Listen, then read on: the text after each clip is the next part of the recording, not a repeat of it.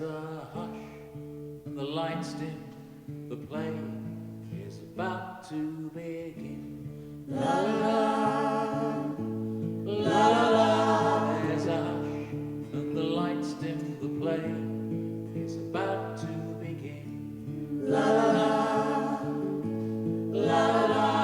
The curtains will part with a wave of your hand. This great stage of fools will be yours to command. There's a hush and the lights dim. The play is about to begin. La la la, la la la. Where the fanfare of brass or the scream of an old violin. La la la, la la. For the king and the groundling. The play is about to begin. La la la, la la. Or will you play tragedy? Will you play farce? Black night of stars, or be fucked up the arse? There's a hush and the lights dim. The play is about to begin. La la la, la la la. It's bad for me trade moans the fat brothel keeper. The midwife's a penny, gin's a lot cheaper. Won't keep you dry, but it keeps your bones warm. We choose how we die, like we choose how we're born. And the preachers may preach that the world's upside down, but the poor get the ditch and the rich get the crown. There's a hush and the lights dim. The play is about to begin. La la la, la la.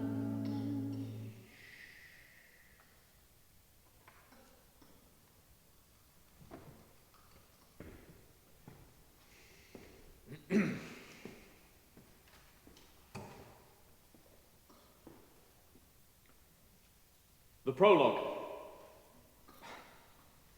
which now appears to not need me. 4 years of stage school.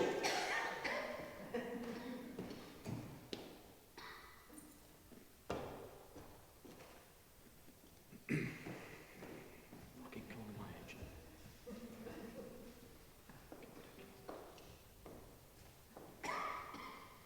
For our Nelly, our poet has nothing but love.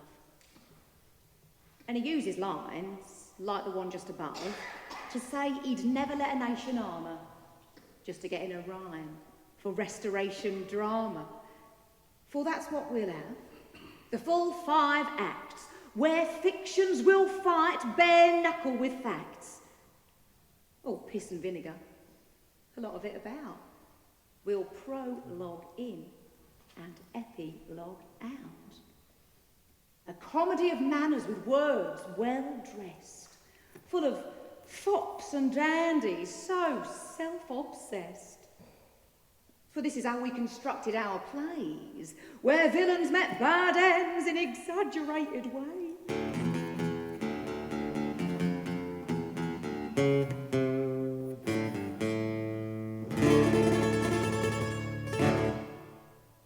Our maudlin scenes will bond with your aunts, the cream of our actors, milk in their parts.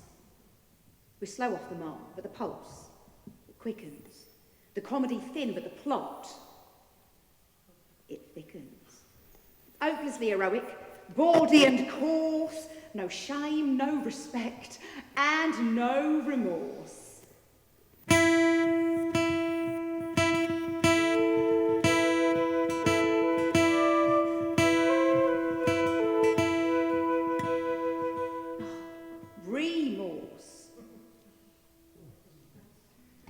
A bit of French among the voix of the times in an age where proven love are rhymes, where it's jerkets, doublets, cravats and breeches, love and honour and elaborate speeches.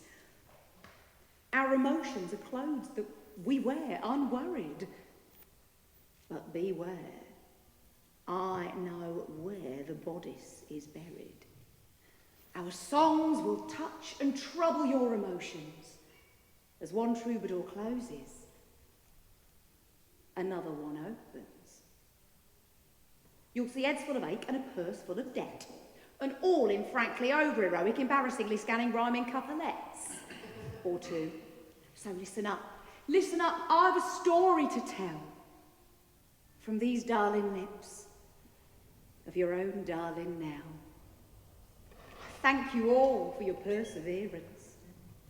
And now at last we start with my first appearance. Listen up, I've a story to tell of the first grand appearance of our dearest Nell. Philandering royals, a plague on the land. Such happenings now, well, you can't comprehend. What kind of a life was this to be born to? Hard to imagine times such as these. Well, the world's gone mad. Who'd have thought that dear England could be torn and divided and brought to its knees?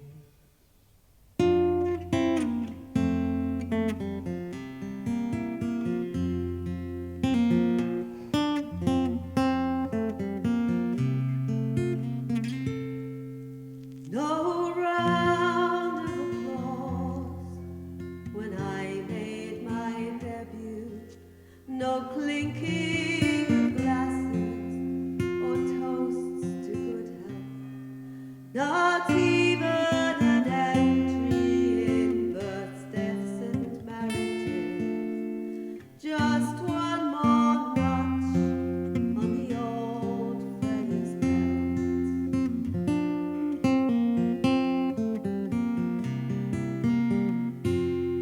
Helena's a song to most old Madam Gwyn. My mother to me was the short straw best.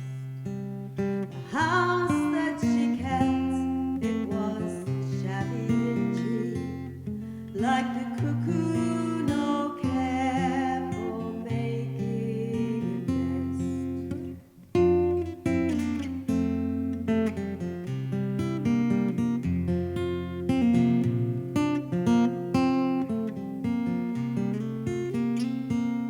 While my father was rotting away in a cell, my sister and I had to learn and learn fast, serving hot waters to the men every evening, always quick with a smile and a wink and a laugh. For a time I was a shadow among the shadows, hawking fish in Covent Garden and worse, a Cinderella, breaking a life from the ashes of hardship.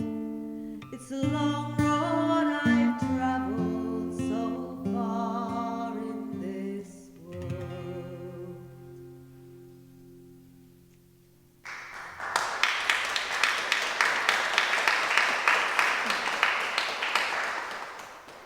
When Oliver Cromwell died, his son, Richard, became His Most Serene Highness, Lord Protector of the Commonwealth.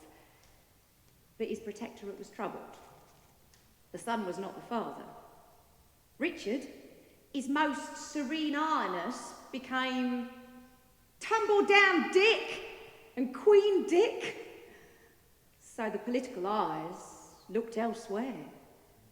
They looked to mainland Europe. They looked to an exiled prince. Charles Stuart was about to come home. And the day of his return to London 29th May, 1660. is a day he never likes to talk about. I never like to talk about that day, 29th of May, 1660. But it began at Dover. General Monk symbolically handed me a sheathed sword, and I symbolically accepted it. And then the mayor of Dover symbolically presented me with a very handsome Bible, and I thanked him and said I would treasure it above all things in this world. I was speaking symbolically, of course. And then at each of my stops toward London, Canterbury, Rochester, Blackheath, the mayor of each presented me with a Bible, just in case by the shins of Christ, as head of the Church of England and defender of the faith, I hadn't fucking got one. Charles entered London on his 30th birthday. 29th of May, 1660. The sun shone, the clouds dare not sneak into the sky. People were beholding it, declaring loyalty, blessing God, announcing the salvation of this nation. Whereas I, 10-year-old Nelly, was simply scampering along the streets of the Strand, trying to get a glimpse of what a king looks like. And a king looked like a giant. He was 6'2". Then. That would be like 6'8" or 6'9" today. And yet his father, Charles I, was only 4'11". And that was with his head on. Never before were seen such numbers of people of all degrees and conditions, parcelling the road from Dover to London, kettle drums and trumpets, ringing of joy, shouts of joy, a ding and a dong. Oh, the beautiful Barbara Villiers by my side, wearing her face, donning her body, ding dong. My first night back in England will be spent with Barbara, as indeed was my second, third, fourth, fifth, sixth, as indeed would many more evenings, and mornings, afternoons, night times, and that awkward period between 11s and lunch. You know what I mean?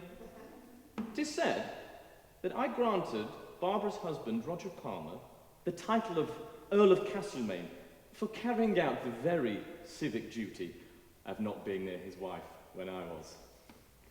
Actually, the truth of the matter is that Roger requested the preferment, and I granted it. Never let it be said that I would refuse a Roger. Okay, we're just finding the level here. Welcome, welcome. It's carry on up the restoration. Barbara would be at my side for 10 years. I would create her the Duchess of Cleveland. I will acknowledge five children with her. 3 for sure. In those 3, even as babies, you could see the family resemblance. The Stuart nose, my complexion, my long body. Admittedly, the moustaches and periwigs were a little strange, but they were definitely Stuarts. The other 2, shortlist, at best. I will have 2 children with the king, both boys. Our second boy, my lovely James, will not live out his 9th year. We call our first boy Charles. You would not believe the torture we had coming up with that name. All in all, the king will acknowledge 13 children with 7 mistresses. Indeed, the Duke of Buckingham, mother and father of scandal, did often say... The king is father to his people. And then under his breath add... Well, a great fucking many of them anyway. At 4:30 on... Go on. The 29th of May, 1660. Charles crossed London Bridge and entered the city of London. The king threw gold sovereigns into the crowd. I got one. I swelled. I got one, a sovereign from the sovereign. And then an hand was shoved in my face and my treasure was gone. As a child, I held the king's face in my hands for a brief moment, never knowing that as a woman, I would hold him in my arms for 17 years. And hold him in my heart forever.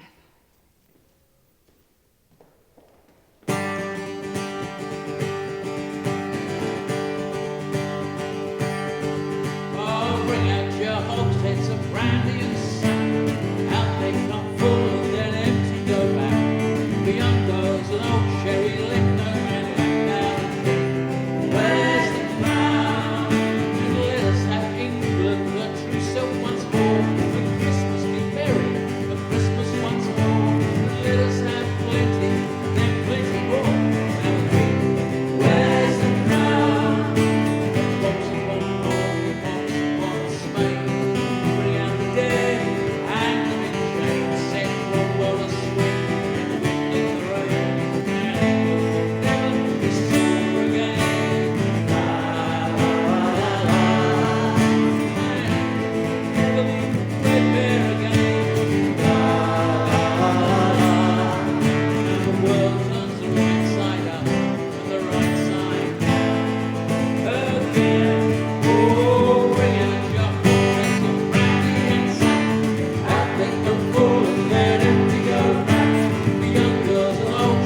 let no man laugh. Now the king wears the crown. Get uncles, come open the doors, and let there be music, fair bits and whores. Out to the master, arm to the poor. Now the king, his kingdoms restore, and likewise Spaniards and virgins adore, and let there be heavens for all evermore. Now the king wears the crown. The world does the right side up and the right side down. The king, oh, la la la la la la la la la la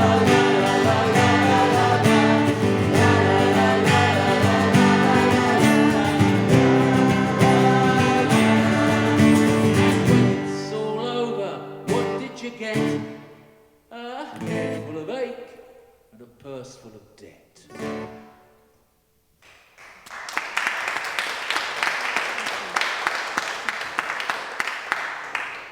Who will buy a fish?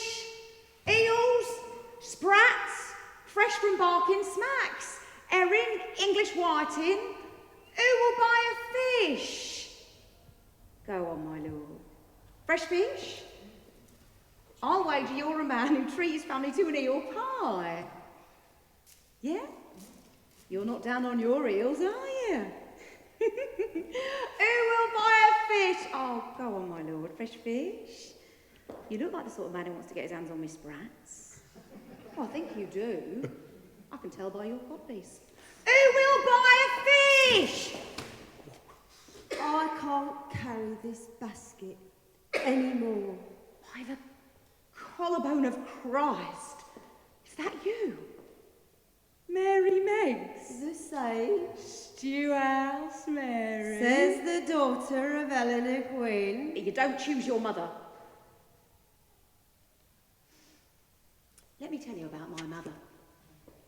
She ran away from her debts in London when she met my father. Well, we think he was my father. There were a few contenders. He was a Walesman, so they moved to Hereford, and I made my debut in the world.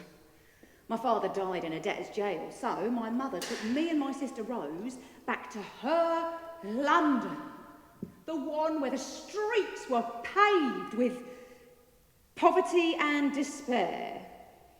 The one where every cobble on every street was placed in such a way that any step you took towards a dream, it would make you stumble and fall. My dearest mother was of size, skin pitted from the pox and scarred by the plague. She embarked upon the career she was commendably suited. Well, she became a smicker. You know, a prostitute, working shoulder and mutton alley in Cock Lane, and then once established, she ran a stew house. Oh, you know, a brothel. She adored the Barbados fire. You know, the rum. She did often feel the need to dilute it, though, with brandy. And she was a martyr to the clysters. Now, for the uninitiated, a clyster is a rectal nozzle and a syringe to purge the bowels. For most, an unpleasant yet necessary medicine. For my mother, a competition. Staying at my house once, she did say. Excellent! The three most excellent, full and elongated stools ever. Excellent for my unwellness. Might have also been even more excellent for the rest of us. Had she bothered to get out of the bed first? Her dedication to the clyster was by way of one of her clients, Alan the alchemist. He was as good as gold. He was a pottinger, you know, a pharmacist who worked for Mr. Boot on the Nottingham Road. Enjoying one of their allotted moments, my mother was, well, shall we say, more vocal in her response than usual. Alan, perceiving his performance to be more potent than previously, carried on with a commendable zest, until it dawned on him that my mother's cries weren't joy, but pain. Upon discovering her symptoms, stomach cramps, bloating, constipation, Alan suggested a clyster. My mother, being my mother, first tries to negotiate. Oh, that That'll be extra. Alan explained it's medical, not sexual. And when Alan said the clister is best taken with a strong pint of ale, 4 ounces of sugar and 2 ounces of butter, my mother warmed to the procedure. As she still does now. Even in her 60th year, she will still exclaim every single time, a supping of ale, sweet sugar, a melting in me mouth, and a device shoved up me arse. It's just like I'm working again. You don't choose your mother. Do you, Mary Meggs? Not your mother's daughter then, Nell. I share her blood, not her talents. And what talents do you have still in the fish business? It's tailing off. Perhaps you should come and do business by me. I've no place in a stew house. Your mother ran a stew house on Coalyard Alley. Well, we were where we were. And we are where we are. And I'm a woman of business now. Still in a stew house then? No, it's all commercial transactions now. Still in the stew house then? No, I am selling my wares. Oh, still in the stew house then? No, not the stew house. The playhouse. The playhouse? Yeah. I have been granted the licence to vend, utter and sell fruit, sweetmeats and all manner of fruiterers and confectioners' wares at the playhouse on Bridge Street. You know, the King's House. How did you come by that? Well, skills of the stew house still have their persuasions. Anyway, I need girls to come and work for me selling fruit and sweetmeats to the gentlemen ruffians. No, peel me naked. Playhouse is not for me. There is enough drama hawking fish. The streets are stage enough. Oh, leave your streets, Nell. That would take leave of all my sense. But you need to leave your fish, Nell. I do want to leave a mark. So you are, hearing what I'm saying? It seems the whiting is on the wall. Let's be honest, this could go on for hours. We're scaling back operations. One thing leads to another. For fuck's sake. I've even got an authentic original restoration fish pun spreadsheet. But I'll fill it in later. No?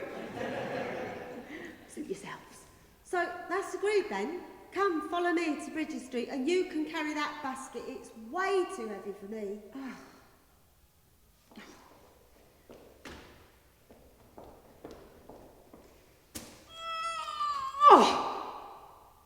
By the one-old flute of Lucifer. What have you in here? They're called China oranges. Oranges?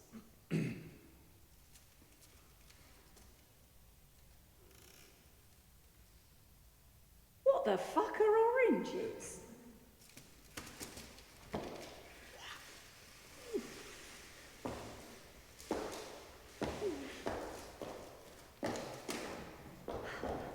Who will buy an orange?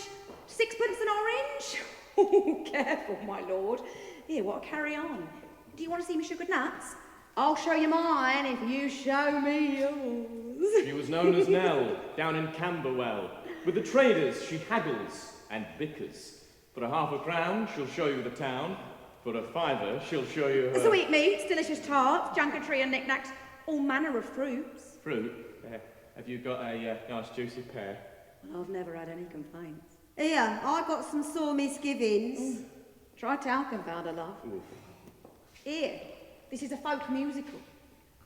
We need a bit of audience participation. It's a statutory requirement, a contractual obligation. Are you ready?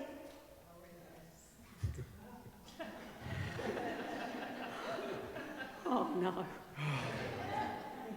Are you ready? Yes. Here we go. In Infamy! Infamy!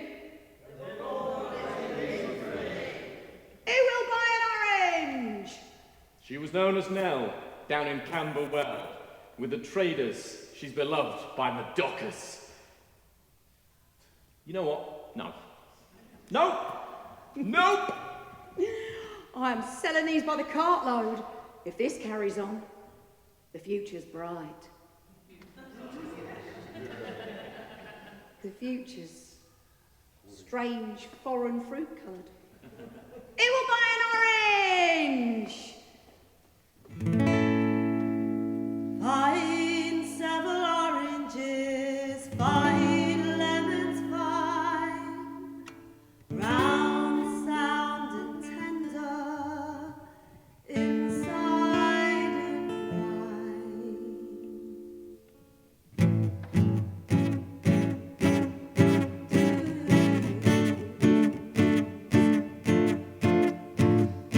Call your alley to Bridges Street, to the King's House up from the slum. Bread and potatoes to sweetmeats and fruit, see it how far I have come.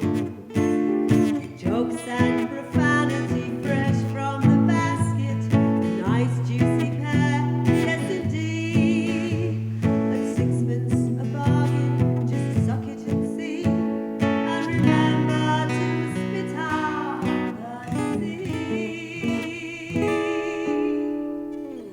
Who'll buy an orange in memory of Barbara and Sid?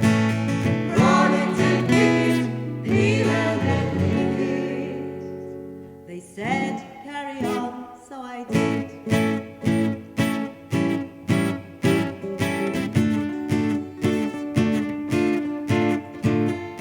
Oh, I'm just a poor young orange girl. Here it's so plain to see. The actors are spouting soliloquies. The front rows are studying me. These oranges crumbs for the main show. See my entrance, stage left with a twirl.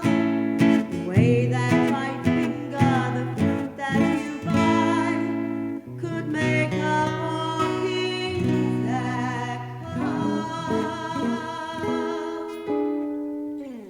Who'll buy an orange in memory of Barbara and Sid? Run it and pick it, peel and then lick it. They said carry on, so I did. In praise of the tumble on thunder, I'm here till my last wish is gone. With a nod and a wink, watch the show, have a drink, and then we can all carry on. Okay. Who'll buy an orange in memory of Barbara and Sid? Run it and pick it, peel and lick it. They said carry on, so I did. Who'll buy an orange in memory of Barbara and Sid? Run it and pick it, peel and then lick it. They said carry on, so I did.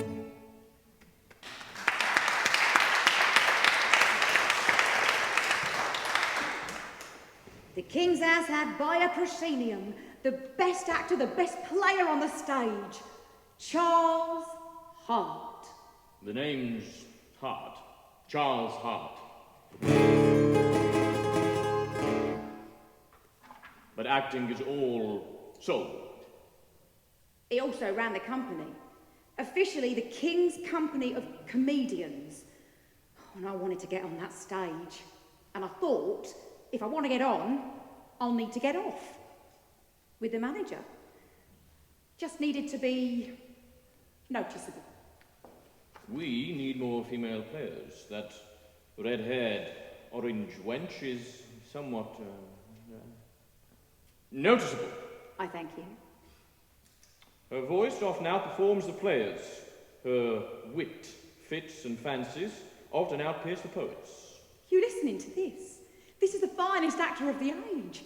He runs the King's Company of Comedians. She would, I suggest, fill our house when our poets cannot. They would come to see such a mighty, pretty creature. Are you listening to this?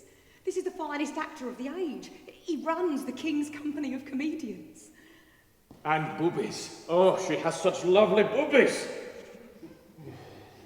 And he's a man. She will strut the stage. I will take her under my wing. I fear she may just fly away. Charles' art was brilliant. He could use a word like laugh and make you cry. At the King's House, we had Master Dryden under contract, the poet laureate. He would write parts for me. The reviews are in. This one by Sam Pepys. But the truth is, there is comical part done by Nell, which is Florimel, that I never can hope to see the like done again by man or woman. I believe there has not been so great a performance in the world before. Some of us do not read the reviews, Mistress Nelly. Pepys has no credibility. He's a fool. He believes Shakespeare to be insipid, ridiculous, silly. He knows not the boards. He's an administrator, an office boy, a bureaucrat. Well, he rates you. Sorry? He thinks you're the best actor on the stage. Well, I've long considered the criticism of Pepys to be grossly unfair. I've long considered him to be one who utterly understands the beating heart, the nature that is theatre. And he is going to get a show tonight. Prepare yourself, Mistress Nelly, ready to cue. This is showtime.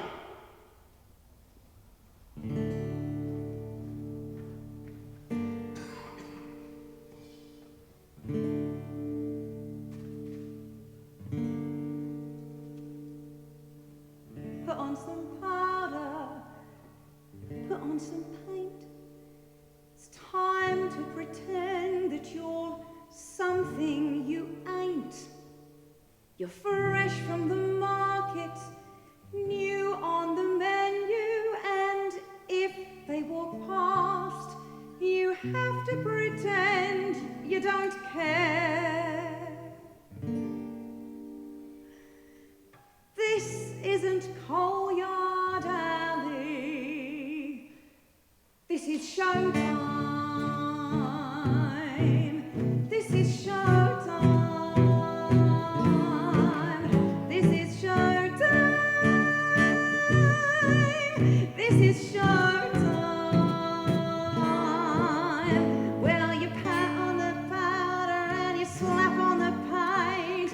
It's time to pretend that you're something you ain't. You've learned all the lines, each speech by heart.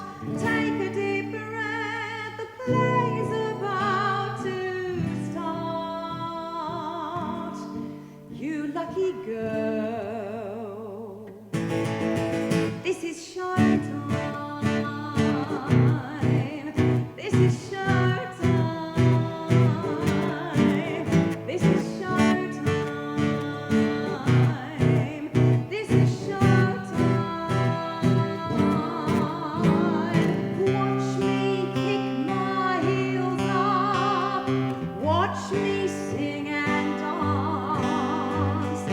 See me swoon, see me flirt. Catch my knowing glance. The audience adore me. They love me for my wit. They love it when I curtsy and applaud my lovely talents. This is showtime. This is showtime.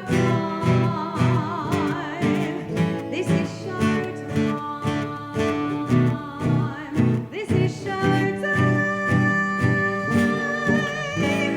From Coalyard Alley to Drury Lane. It's just 2 steps round the corner and then you're back there again. In no time. no time at all. You lucky girl. Watch your step, bitch.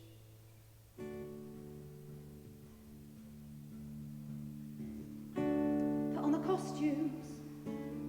Cover the scars. Don't let them see you are what you are. This is showtime. This is showtime. This is showtime. This is showtime. This is showtime. This is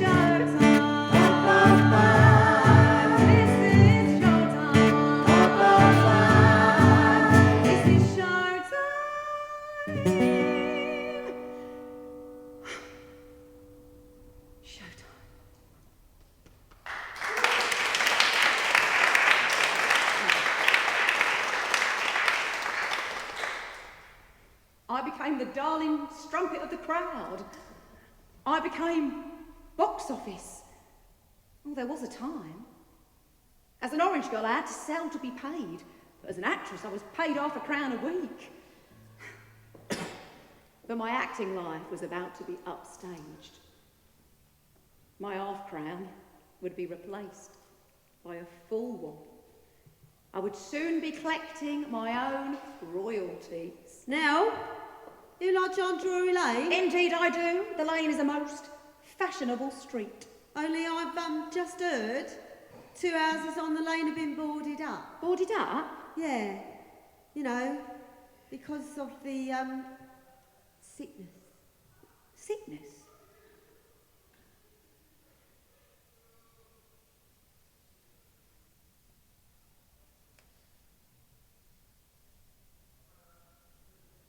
First, you shiver. London has never been this hot, and yet you shiver. Your temperature rises up to the heat of the rooftops, and still you shiver. The aches deafen, as if the blacksmith is working his anvil in your head. And then you vomit. Your eyes inflame, your vision blurs, your tongue swells, and then the diarrhea. Swellings the size of nutmeg. They hemorrhage the skin in your armpit, your thigh, and your groin. You now have the buboes that give the plague its name, and the signal that death now squats in your soul.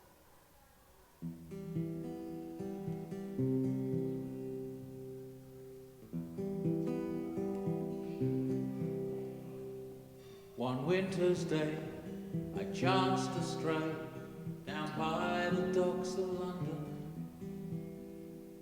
At anchor lay the cotton ships that come from Amsterdam. I heard a sound like laughter from the salt wind in the rigging. Rats in warehouse rafting whispered of the days to come. The plague year,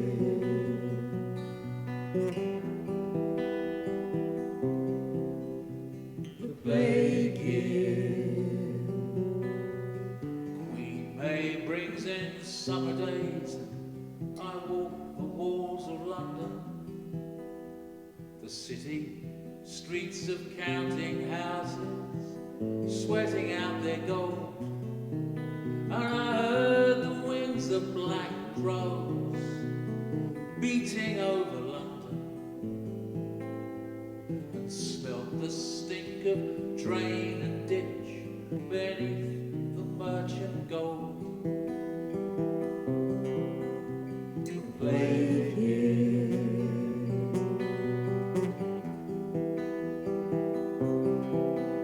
the plague year. By July, unburied bodies pile high, and the kingly kill 200,000 cats and dogs, it does no good. No clergy, no physicians left, all London is our graveyard. Bonfires burning night and day, the crows swoop down to die. The plague year,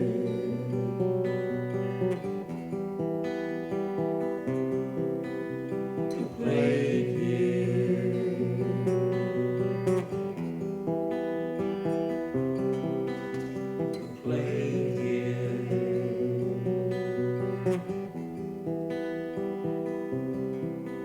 the plague year. So lock your door, paint your cross, the Lord have mercy on us. Wash your hands and wear your mask, and wish your days away.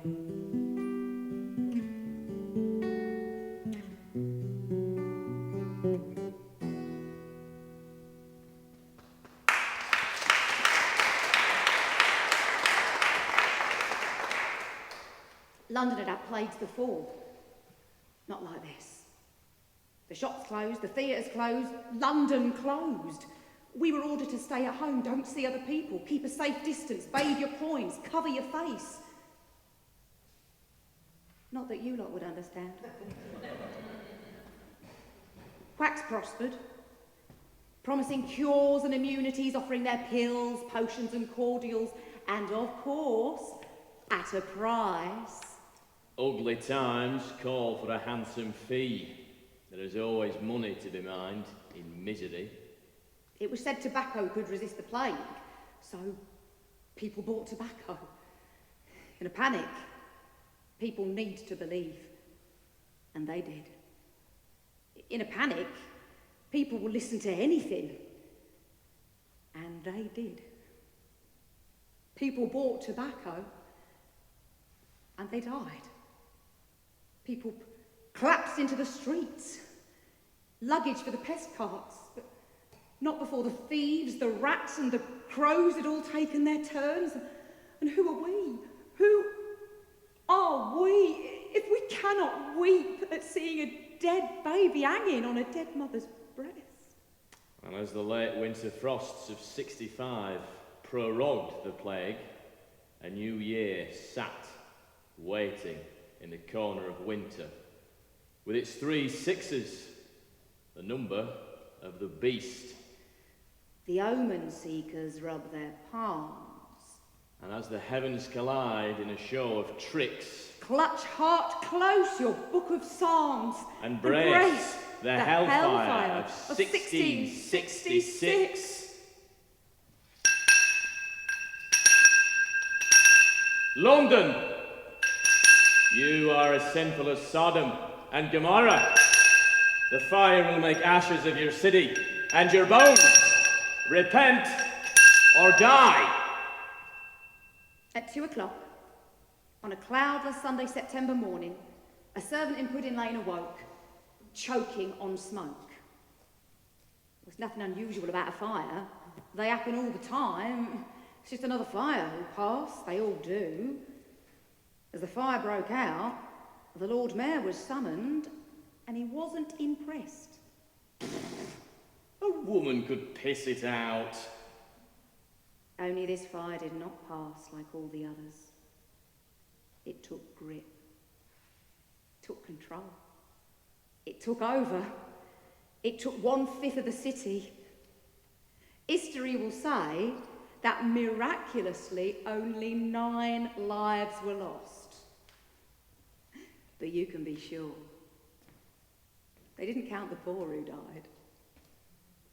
And they didn't count the poor, because the poor don't count.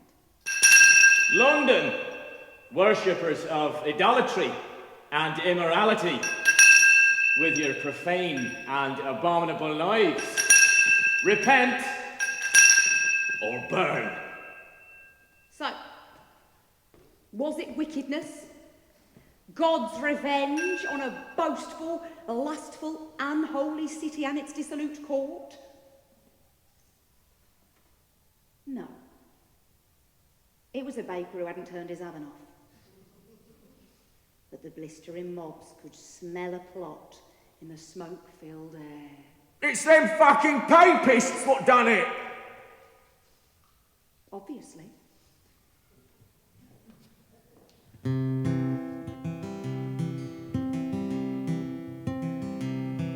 My name it is Tom Fariner, and I'm a baking man by trade.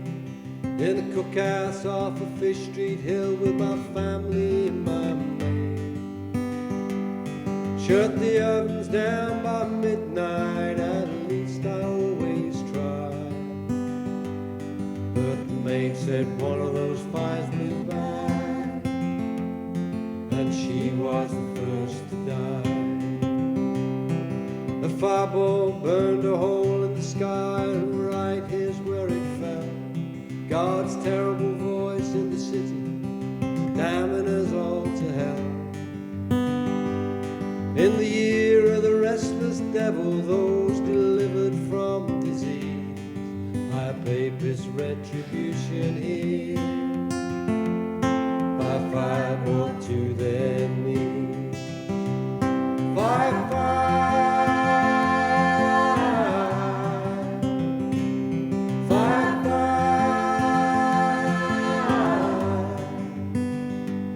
St. Paul's lead roof is boiling and it rolls down in the street.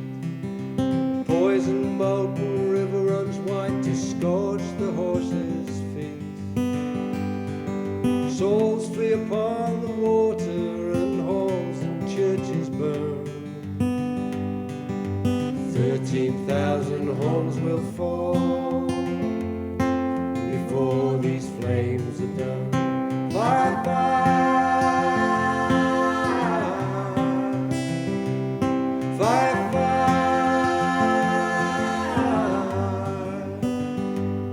Well, the crazy Frenchman, he confessed that he could barely walk or see, and was in another country. It didn't matter much to me. They were looking for a scapegoat, so it might as well be him. One less foreign paper, so they strung him up and tore him limb from limb.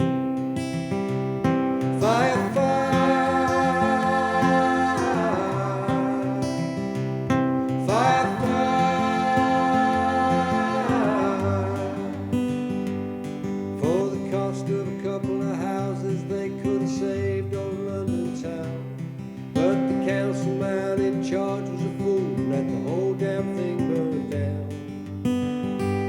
With 13,000 houses and all those broken lives to fix, the money they spent on a monument to blame the Catholics. Yeah, the money they spent on a monument to blame the Catholics. Fire, fire,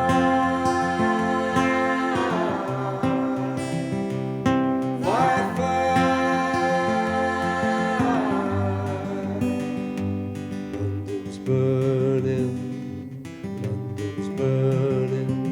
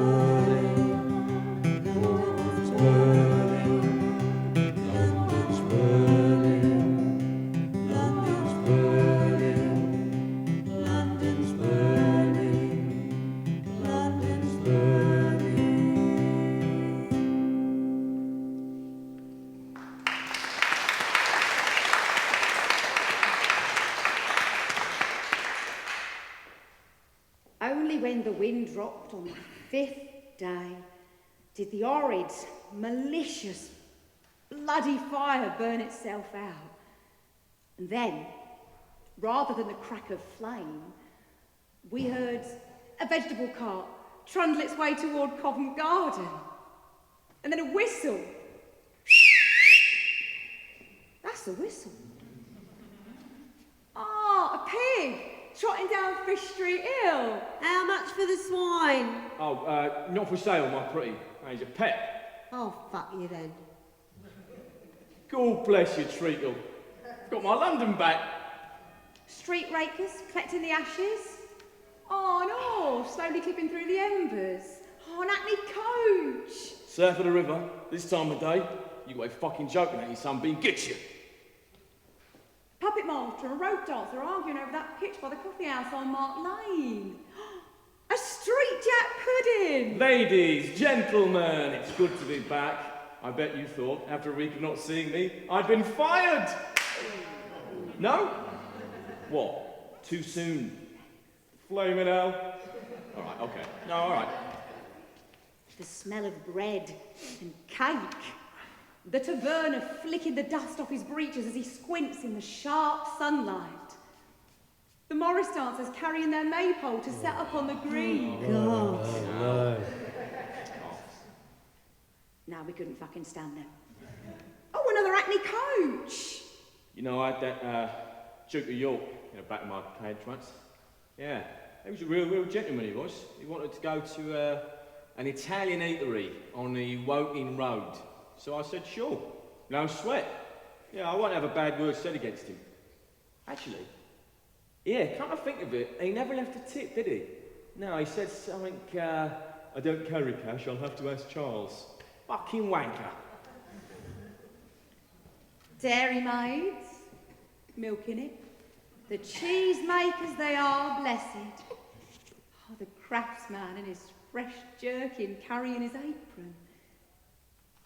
And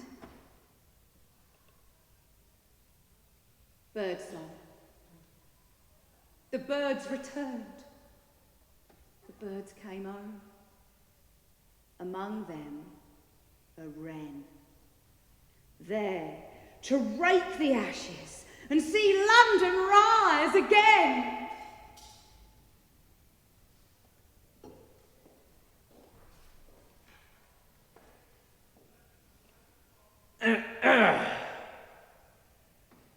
Baseborn slattered!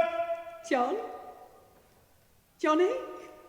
John Wilmot, Earl of Rochester, my John, my Johnny, my darlingest E of R, the handsomest, wittiest, most brilliant man alive.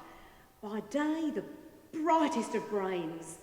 By night, often the darkest of hearts. Milk-livered edge pig! Ooh, withered coxcomb! Or son of a grain-soaked pox filler? Ooh, hell hag bitch! Saddle goose? Pickaroon! Shake bag? What ho whore! My darlingest E of R. Oh, Gwyneth. Tis me. Tis you. Tis so. Oh, we do a lot of tizzing. 17th century. Whore son of a grain-soaked poxfiller. They're quite pleased with that one. I underestimate you, Gwyn. Oh, do so at your peril, Wilmot. Indeed. But first, a drink. I am in imminent peril of sobriety. How goes the court? Insufferably smug and shittish. The daily hocus-pocus of men of standing, seeking to bed down shamelessly with the king, lining up with their pitiful requests for advancement. The king, summing up all of his strength not to yawn, goes through his usual, I shall tend to it routine. Routine? Oh, he's brilliant. He's brilliant. He regally receives each individually crafted request, but he replies the same each and every time. I shall attend to it. But it depends on the emphasis, you see. If the king says, I shall attend to it, then he has no intention of doing so. They go away satisfied. The king does nothing. And When they realise that nothing has happened, they feel unable to question why. Business concluded. But if the king says, "I shall attend to it," then he has every intention of doing so. "I shall attend to it. I shall attend to it." Here, you sound just like him. It's uncanny. What can I say? It's a gift. So, if it's so insufferably smug and shittish, why bother to entertain them so? They pay. They pay for their access to power. It's how politics works, and it's not for changing. Isn't that wrong? How many times, Gwyn? How many times? The soundness of your commoner sense makes no sense in the corridors of influence. What you see as wrong, they see as their God-given, purse-paid right. You see, those with money, all they really want is more money. It is all that moves their horepipes. When it comes to breeding, well, it's a bit more complicated. The Republican blades of the Civil War slashed at the very heart of entitlement, and blue blood is very thin. Those born incidentally to lords, dukes and earls have their heritages to sustain them, not their wits, and if truth be told, most of them couldn't think a thought through to its finish. And yet unto such people we say, govern us, we say lead us, we say make our laws. Imagine a country in which each and every citizen was legally granted a say in who rules us all. Who could scuttle around the widest and deepest imagination to think that they would choose lying, cheating, corrupt, self-preserving people with a grandiose sense of self-entitlement? No one! It would be the end of them. A helldom we could never fathom. I hate to be the one to point this out, Master Wilmot, but my Earl of Rochester... Yeah, I am aware of the privilege of my birth. I am titled, but I'm not entitled. I did not choose my father, but I do choose how to act. Judge me alone on that. Judge me alone on my words, my deeds. It's how I judge the self-preservers at court. They hold power, but do not dispense it, not outside of themselves. Why don't they just make things better for people, rather than themselves? Better for people who need things to be better. Oh, Gwyn, you are so in tune, and yet so out of time. Meaning? An example. Your rival sultanas, the kings of the two mistresses, Portsmouth and Cleveland, they are of our time. How so? They make fine reward by recommendation. Recommendation. The only way to see the king is through recommendation. Mistresses have the ear of the king. You recommend me, so the king will see me. In return, I reward you with land, finery, gold. Land, finery and gold. Precisely! A firm of solicitors here in Coventry, I believe. Mistresses use their position to further the cause of others and also further their own. Thus, policy is created by mistresses, not ministers. It is what we call petticoat influence, a sort of carry-on up Downing Street. But I neither recommend nor seek to influence anyone. Precisely. You have the ear of the king. What do? Well, I bite it usually. Precisely. You have the ear of the king. What do you say? Can we do that again? Precisely.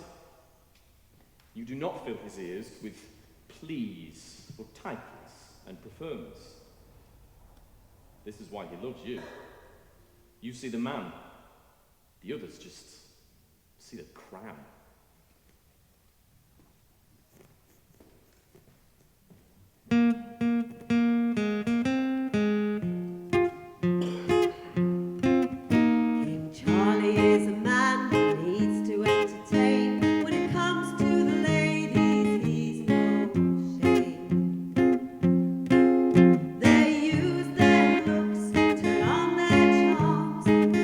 To be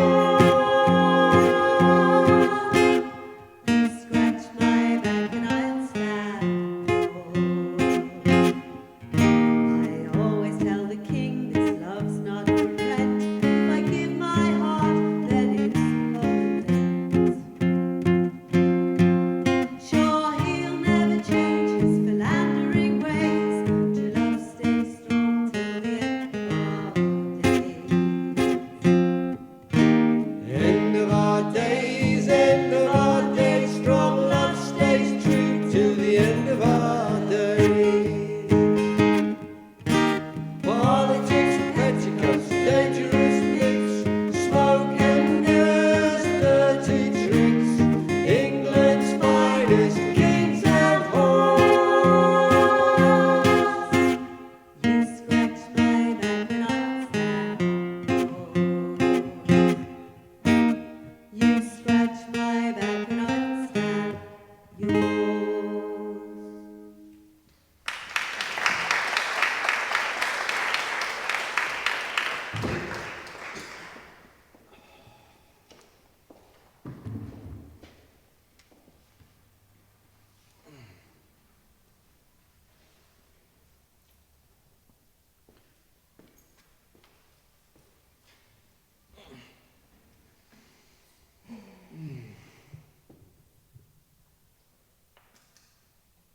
A farthing for them, Charlie.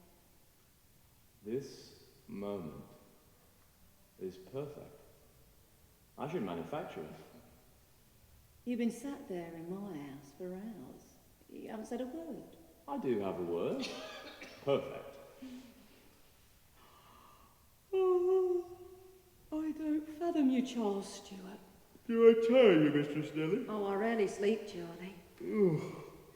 I sleep when you're with me. Yes, I've noticed. Gosh, you are tall, aren't you? Well, one can hardly help that. And given my father was 4'11". And that was with Izzy. Sorry? I sleep when you're with me. It's because you make me feel safe. With you, I could live forever. Live forever. Live forever. You make me feel safe. I feel safe. Sorry. Confess not in shame.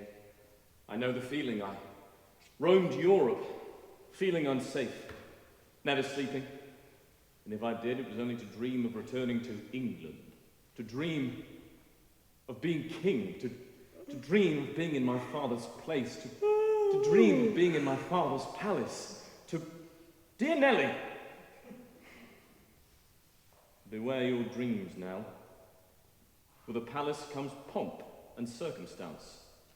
Ministers, ladies in waiting, gentlemen of the bedchamber, masters of the privy purse, keeper of the back stair, grooms of the king's stool. I have men paid to wipe my arse. Men, plural. People in, people out, hubbub and bustle, relentless, unceasing, swords, garters, periwigs.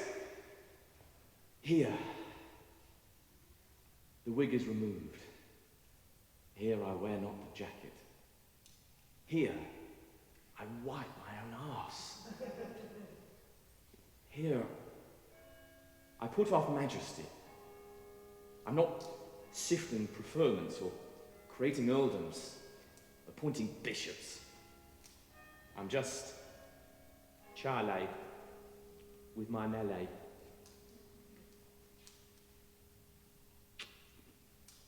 I love you, Nell. I look in the mirror. Who do I see? I see my father's son, and the question that haunts every century: what's to be done? What can you do when all you can do is hope you don't make your father's same mistakes again? Look at all those cat's eyes looking at me. What do they see? The king or the crown? Look at all those cat's eyes looking at me. What do they see? The king or the clown? Nobody sees the dog without the collar. Nobody sees the king without the crown. We're all of us players and none of us free. I am my father's son, with the sins of the father grinning at me. What's to be done? What can you do when all you can do is hope you don't make your father's same mistakes again? If I was free to choose who I want to be, who would you see? The king or the man? Yeah, but no one gets to choose who they want to be. You choose how you live, like you choose how you're born. Oh, nobody sees the doll without the collar. Nobody sees the king without the crown. So light all the candles and let us be wiser tomorrow. Light all the candles and let us wish no man harm. Let nobody see the doll without the collar. Nobody see the man without the crown.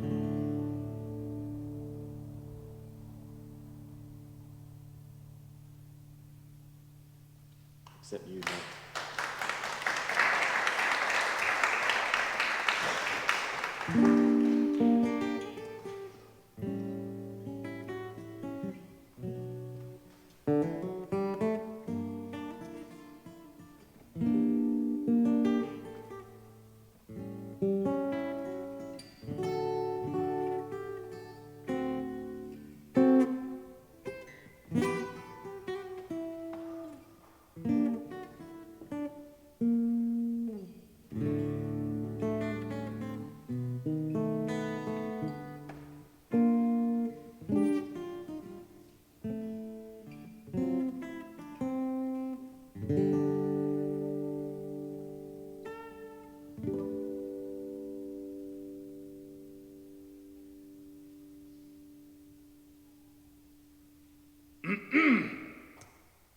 Bitch, wench.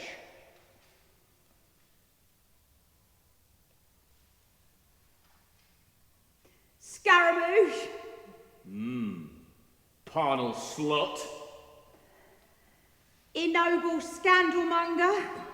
Kittock. You total utter fucking Farage. I can take a joke as much as the next guy, but that, no. No. Ahem. Dissolute Malkin. Pluckster. Harlot. Lurcher. Gwyneth. Oh, Wilmot. Oh. How now, the court? Dulled by business, although upset in fits and starts by the Earl of Dorset, a poet of your acquaintance, as I recall. Yes, I did somewhat hit the sack and the sack with Charles Sackville. Master Hart, none too pleased at you leaving him and the stage for Epsom, as I again rather recall. Oh, we kept a merry house there, but I soon got bored and returned to the boards. Oh, Charles Hart sulked for weeks. Was my Earl of Dorset in form? Indeed he was, as indeed was our dear Duke of Buckingham. Our dear George. Our dear George. The Earl of Clarendon did openly chastise the king for appointing our dear George an allowance, although one with a register he could not decipher. So the king, on the spot, appointed my Lord Buckingham the Governor of Ducks in St James's Park. My Lord Buckingham, Governor of the Ducks. My Lord Buckingham. Can hardly argue with that. Oh, how goes the war with France? Oh, 'tis why I sought your presence. I need your tuition when it comes to Louise de Carwell. De Carwell. Were and all. The newly ennobled Duchess of Portsmouth. I am aware she has been duchessed. You don't duchess me, though, do we? Yes, well, I wonder why. You wouldn't want to be duchessed anyway, lovely Nelly. Not that you ever could be. Why so? Because of where you're from. What, Hereford? Biologically, not geographically. Oh, it seems unfair, that's all. Not seems so. 'Tis so, and 'tis so for all eternity. Life is coloured by the blood of our parents. The king is the best bred man alive, and he chose you. Because you're you. Me?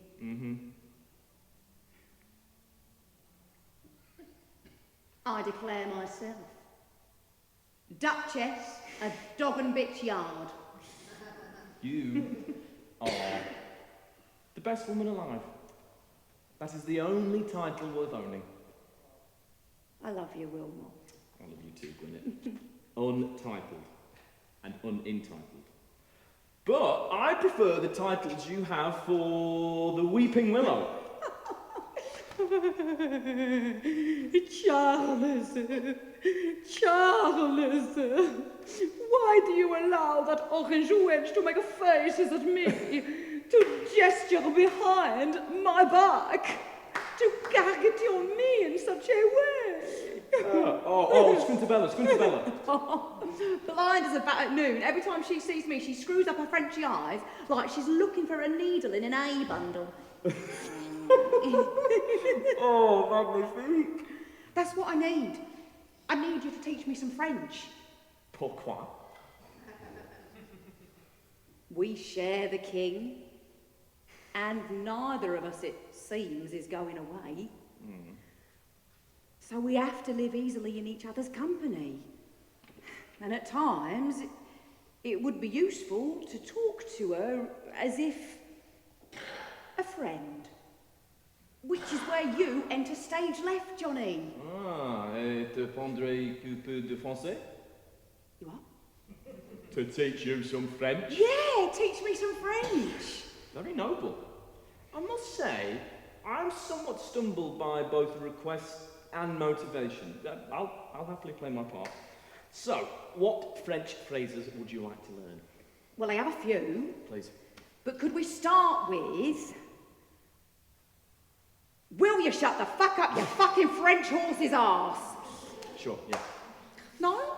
Well, Oh, come on. Ellen! Nelly! Charles, Charlie, Chaz, Oh, my Ellen, my Nell, my Nelly! my liege, my lord, my... you.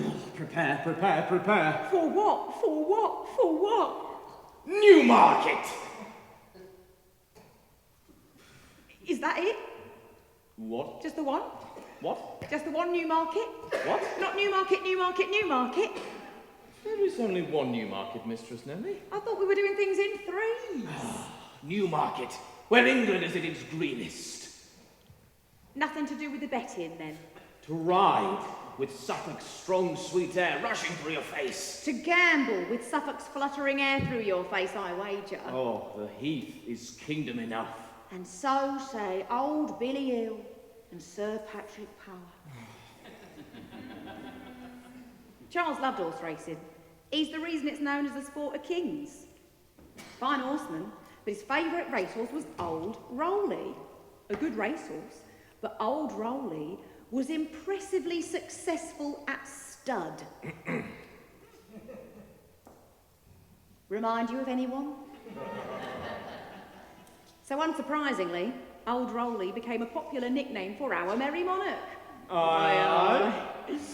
Oh, we always feasted and revelled at Newmarket. Oh, it's Newmarket. Let's feast. Let's revel. See, the Cockpit Tavern was a favourite. The cockpit, ho! See, given the racing, it was natural we should eat steaks. One night, the king was impressed with a loin of beef he was eating. This is a mighty fine loin of beef. See? He went on. Aye, I shall confer it, a knight of the realm. Old Rowley knighted the loin. Arise, sirloin. And that is why we have sirloin steaks today. And that, everyone, is a true story. Historical fact.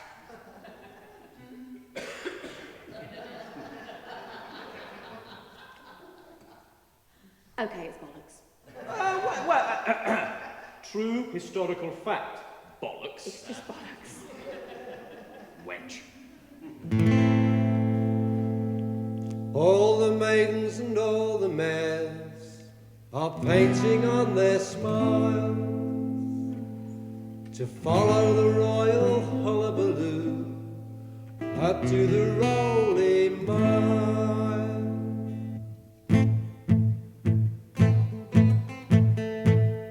Twice a year he's off and away, watch old Rowley ride.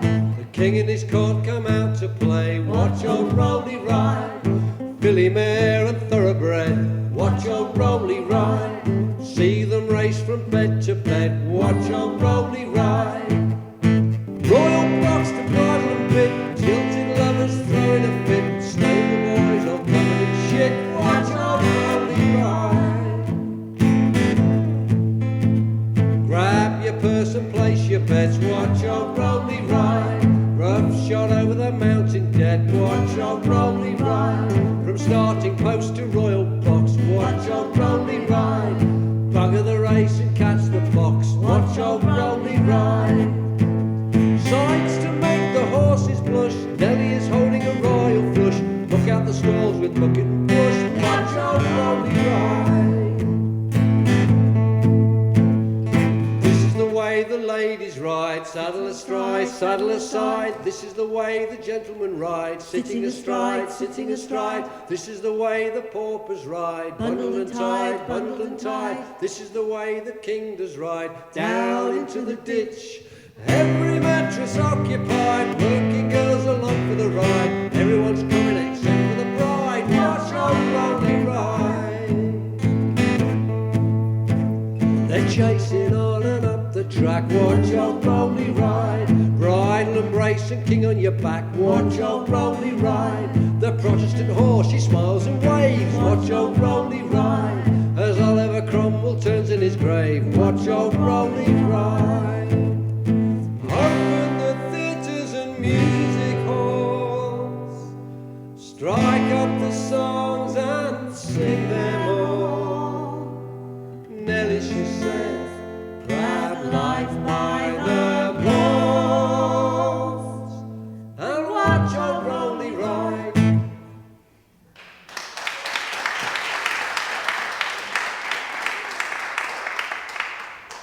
There's a story circling the court, stirring in the coffee houses and a swilling round the taverns. Here's my version. I required not the most exacting day, so away to the park at St James's to see for myself how well our ducks are being governed. I went to take the air, but someone took my breath away. Private Thomas Seymour. I smell a cloud of fragrance. Heaven itself. Oh, well, it is heaven sent. I sense a lady in scent, but less true in voice. You can take a girl out of Colyard Alley. Colyard Alley, my lady? Oh, I'm no lady. I'm a brothel madam's daughter, cinder girl, fish hawker. A fish hawker? But the fragrance? My boyfriend's got a few quid. It would explain it then. My ear, it knows, and my nose. it can hear. And both as sharp as a gust off the frozen Thames. Well, when you lose your sight, you begin to see things differently. I see you have no coat, no jacket, no jerkin. You're not chilled to the bone. I sit on my blanket. A beggar who looks warm and full will only hold a cold and empty bowl. May I ask how you became so? Fighting the Dutch for God, king and country. Common and private soldier, Seymour. Tom. Tom, if you like. I like Tom. The King's 3rd Regiment of Foot. God gave us victory, but the enemy captured my limbs, and the shot stole my sight.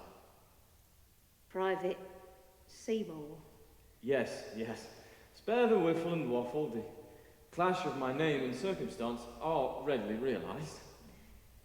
I'm sorry for your cost, but I truly thank you for it. What's left of my body cannot live on thanks. No, of course not. I'm sorry, I meant no ill. Of course, I'm sorry. What's left of my body cannot live on thanks, but my heart can beat on it. Indeed, it is rare I am thanked. I'm usually ignored. If I am noticed, it's usually to be spat on, or kicked, or sworn at, or moved on by the watch. You've every right to be in a royal park. You fought for your country. And would do so again, gladly. Well, that warms the cockles of my fish basket. Well, this may chill them. Forgive my impertinence, but unlike you, my king does not thank me. He abandons me. So I beg by the gates of St. James's and pray that London has sympathy for 6pence a day. 6pence? But why 6pence? My wage for fighting for God, king and country was 6pence a day. Cost of a China orange. 6pence for God, king and country. 2pence each. Only I wasn't paid 6pence a day. I was promised 6pence a day. I was never actually paid. You gave service to your country for no pay. And now your country pays you a disservice. The king, it seems, has money for his concubines, but not for the likes of me. I'm told the king is a good man. Maybe if he knew... If he knew? What? Fine words, Colyard Alley. The king, he knows not of our like, and he cares less. Perhaps there's something I need to do. Fighting for God, king and country gave me something to do. We won. A victory of sorts. Now death is fixing his bayonets and turning his gaze toward me. Death will give me something to do. I will have another victory of sorts. Perhaps I can help. Tom, I can help you. I welcome the warmth of your words, Colyard Alley, but I would salute your coin. No, if I had my purse and coin in it, it would be yours. And more than 6pence, Tom, I swear. Fine words, Colyard Alley, and rest assured, whatever coin you spare, I shall invest it wisely. I shall not trifle it. I will spend it only on rum and brandy. Rum. The Barbados fire. And brandy. To dilute the rum. I have heard before of such a tactic. I will find coin for your bowl, common and private soldier Seymour. I have rum and brandy, you shall have that too. I'll come back. No, I'll send Capel. You'll send Capel? Capel, he's... my footman. Footman? You have a footman? 2, actually. My boyfriend and all that. You have mined your way out of Colyard Alley. always digging, my friend. I'm Nelly, Tom. My heart has dined well this day. Nelly. Every art deserves to dine well. I shall attend to it.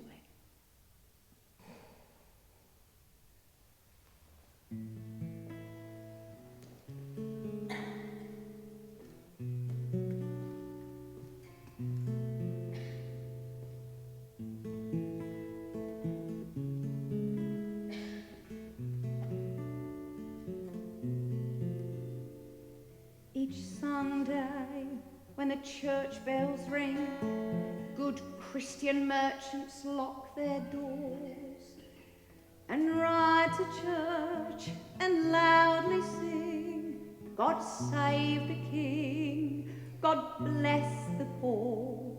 They choose which finery they wear, the silk and threads from far-off shores, and when they dine, they say their prayers, God save the King, God bless the poor. And on the turning tide,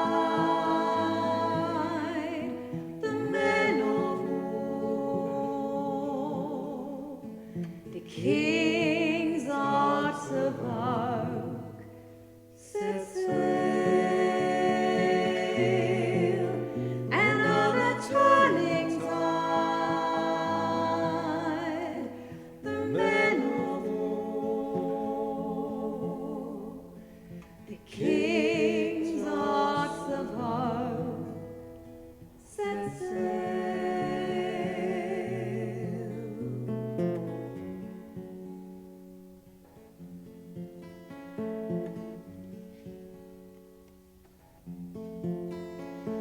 Well, Tom, he never had much choice in what he ate or what he wore. So he went to fight the Dutch with Captain Holmes off Guinea's shore. And there we captured Cape Coast Castle, and there the shot took his eyes and his legs. God save the King, God bless you, master, and now his choice is starve or beg. And on the turning tide, the men of war,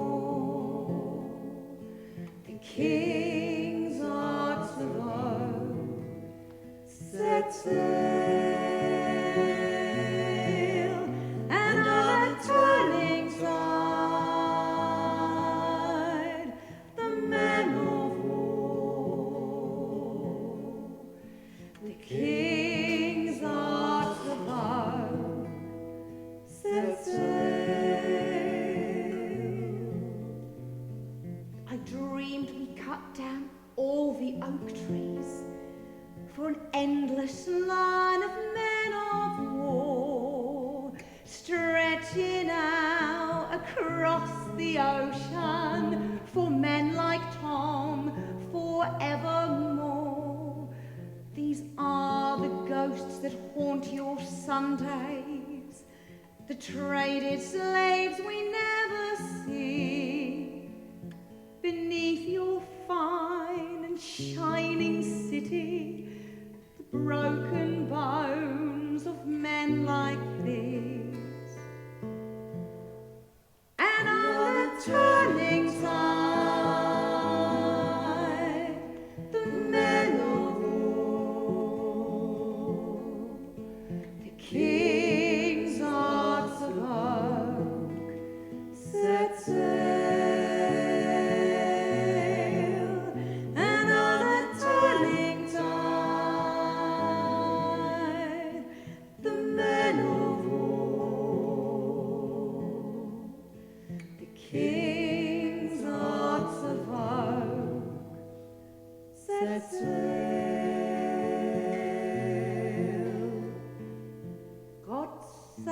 the king.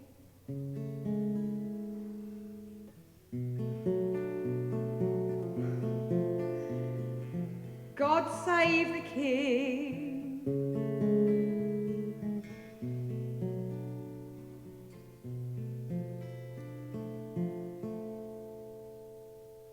God bless you, Tom.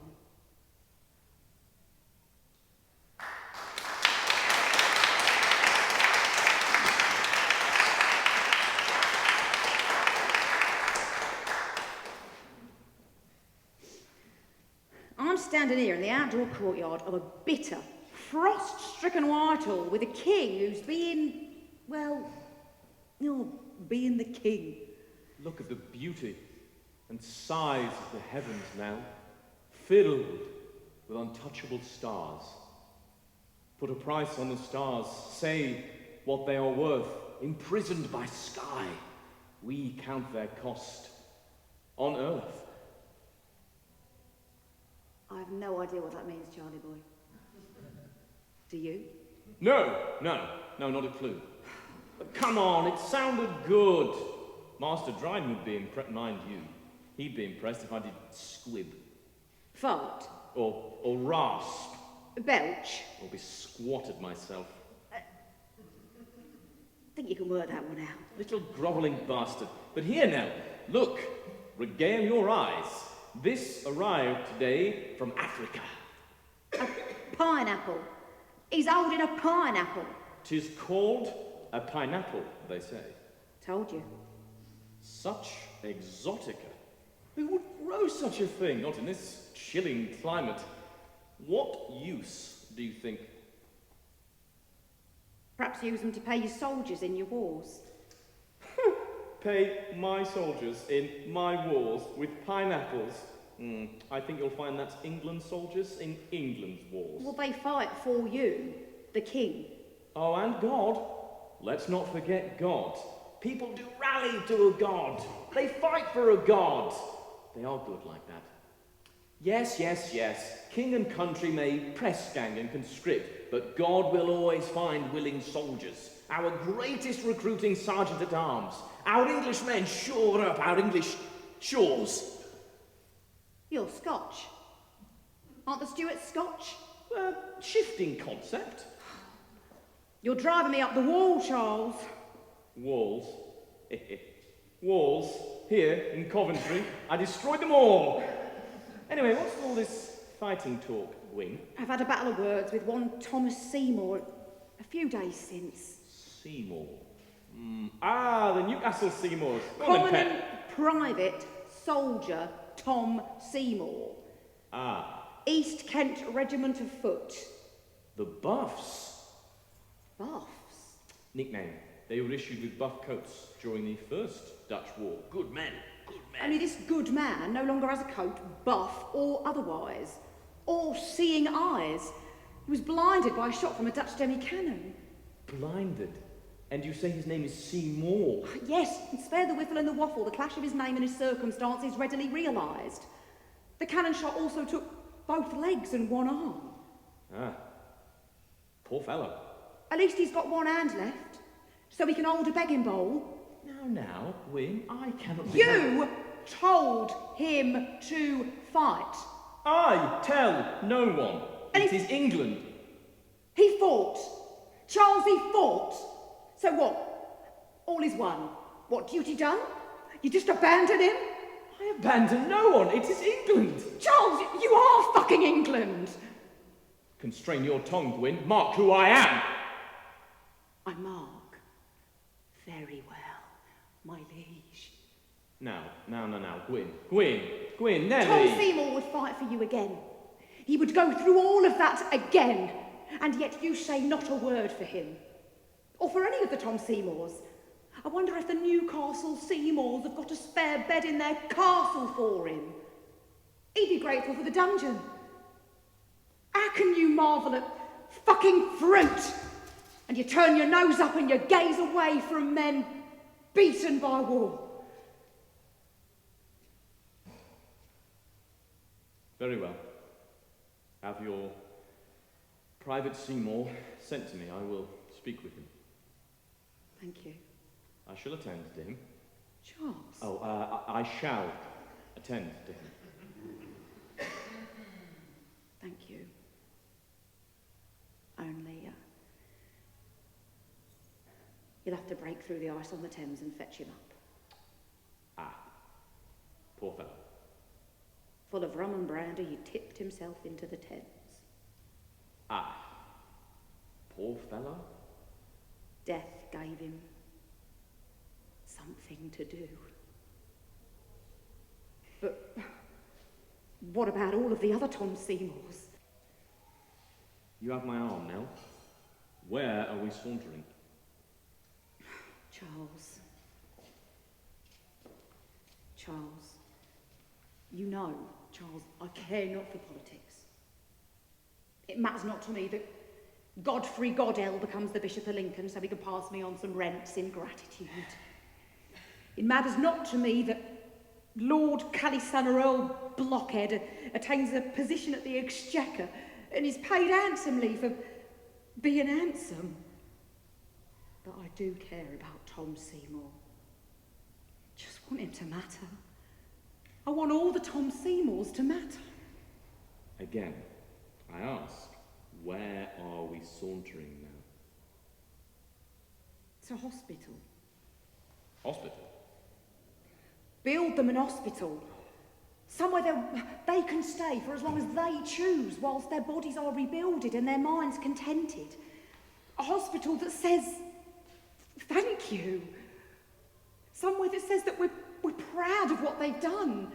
Somewhere that makes them feel proud of what they've done. A hospital. A hospital. I shall attend to it. Charles! Nelly, I shall attend to it. We have plans for a new building in Chelsea. We could turn that into a hospital. A royal hospital? Yes, I shall attend to it. I will fetch Sir Stephen Fox. Sir Stephen Fox? Sir Stephen Fox. Diligent, courteous, impeccable.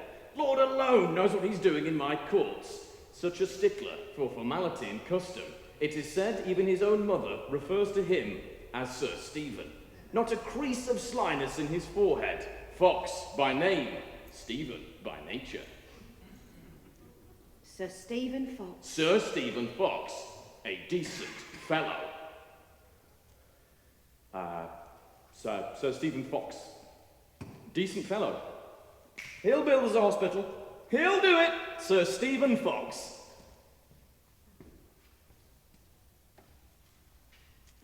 And he did.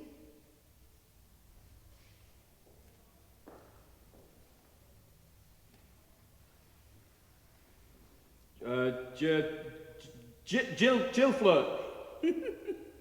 Cockloren. Filthy slattern. Pitiful muckworm. Oh, Fizgig. Makeshift rapscallion. Flibberted gibbet. Mumble crust. Oh, my darlingest of art. At John. your service, my lady. Are you scratched and cut? I thought I could cloak it, but, yes, I may be a tiny wee undersmall bit jug-bitten, pot-shaken, bumpsy, nazzy, flagonal, swiddled, swilled, soaken. I'm fucking rat-arsed. His eyes, a chorus of seraphs, a joyous noise. But be careful. His face may be cast by an angel. His art, the very devil. John, I told you I needed your advice today. Well, my advice is, as always, whang. Oh, don't be this, John. Be my John. Don't whine, Gwyn. Get me wine. Oh, be my Eovar. Please. Why? Because I need you. I need you to sort stuff for me and you're drunk. There is no contradiction that cannot be tranquilized by drink. There is no complication that cannot be unraveled by drunkenness. Drink is my ally. He is my courtier. He recommends me.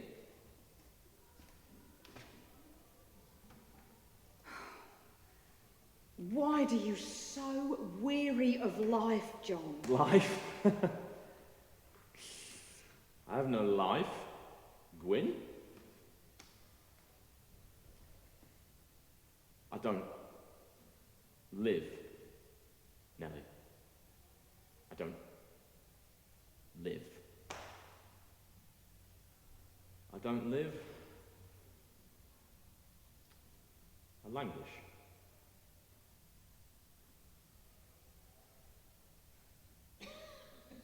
John Wilmot, 2nd Earl of Rochester, my John, my Johnny, my E of R, will die at 2 o'clock in the morning on the 26th of July, 1680. History will say venereal disease. But it was drink. The wine, the ale, the grain. His soft spot for the hard waters will blind and waste him.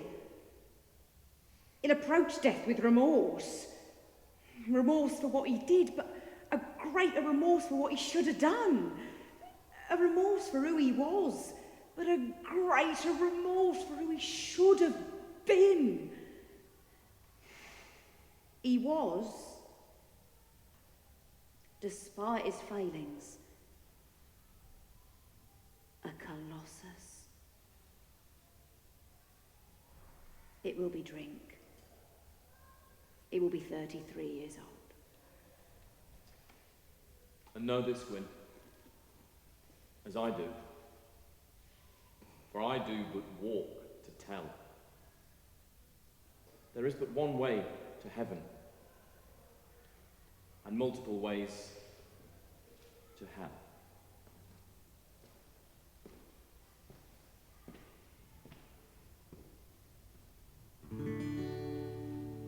Love in French sounds so divine, like champagne and red wine.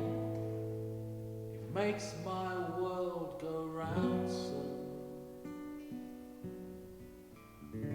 But there are many reasons why the Palace of Versailles was never built in Hounslow. Mon amour, what can I say that won't sound better in Francais?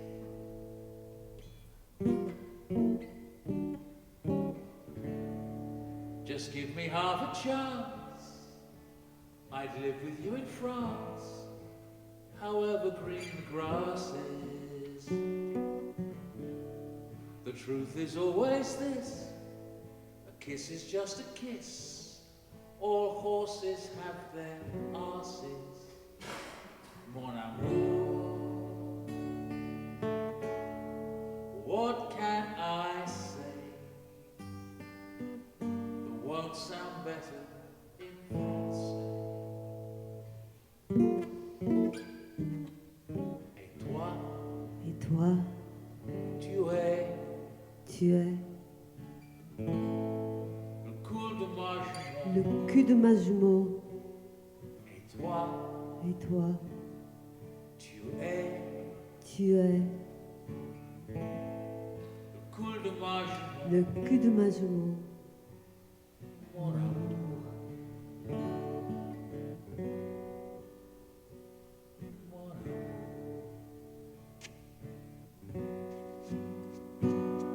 Tunes in French they tend to sway and swell as if to say life can be made of roses, and we could live without regrets on Pernod and cigarettes in a cafe that never closes. Mon amour, what can I say?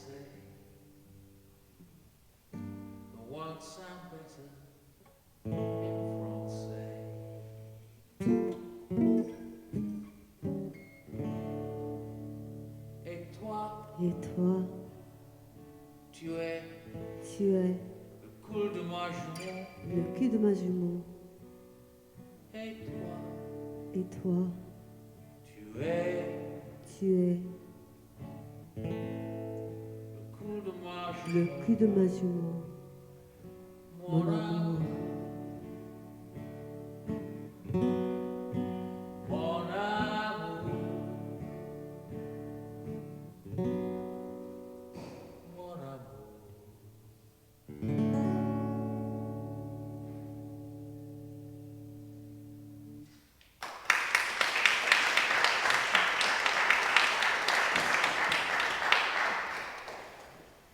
Picture the scene. We're in the king's bedchamber, the king's lying on the bed. And the Alty, the French, the Catholic, Louise, Duchess of Portsmouth is there. She's distraught, so she's pacing the room. So the king says... Fobs. Oh, yeah. Charles calls her Fubs. For Fubs' sake. Why the pacing, Fobs? Why the face? Why the tears? Louise replies... How can you not know? Can you hear that noise? That noise! Would that perchance be the sound of your heart breaking again? I have no heart left. L'actrice, c'est grossier. You could tell by her swearing she was an Irish wench. Que voulez-vous que je fasse? Fobs. Banissez Nelly. Banissez Nell.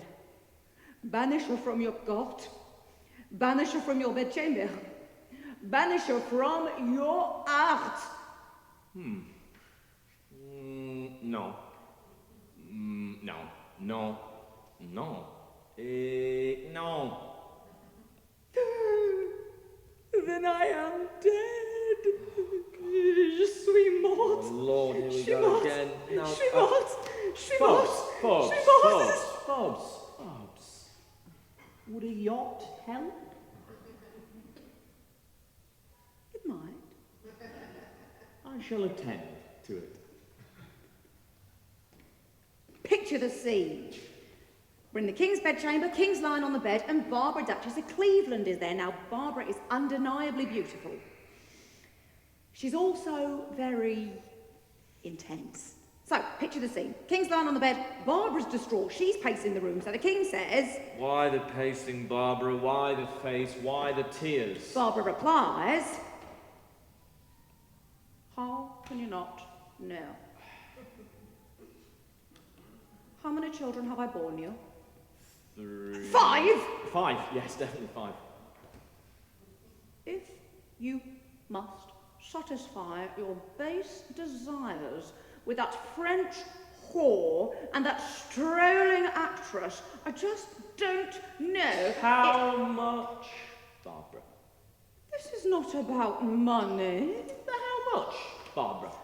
My respect can be got from loyalty. How much, Barbara? 5,000 crowns ought to see to it. I shall attend to it. Picture the scene. We're in the king's bedchamber, the king and I, no less. I'm lying on his bed. Oh, yeah. The king's distraught, he's pacing the room. So I say, why the pacing, Charlie? Why the face? Why the tears? A day of false pleasures. 1,000 sorrowful thoughts have sauntered through my heart. Ministers, mistresses, and Machiavells do all dress me with demands, desires, and deceits. They trouble, tear, and trammel me. Well, you are King Charles. As in, King Charles. The second. I'm not my father. He was King Charles. I'm King Charles II. That's important. Not to me, you're not. What? You're not King Charles II to me. What? My first 2 lovers were Charles Art and Charles Sackville. So you, Charles Stuart, are my Charles III.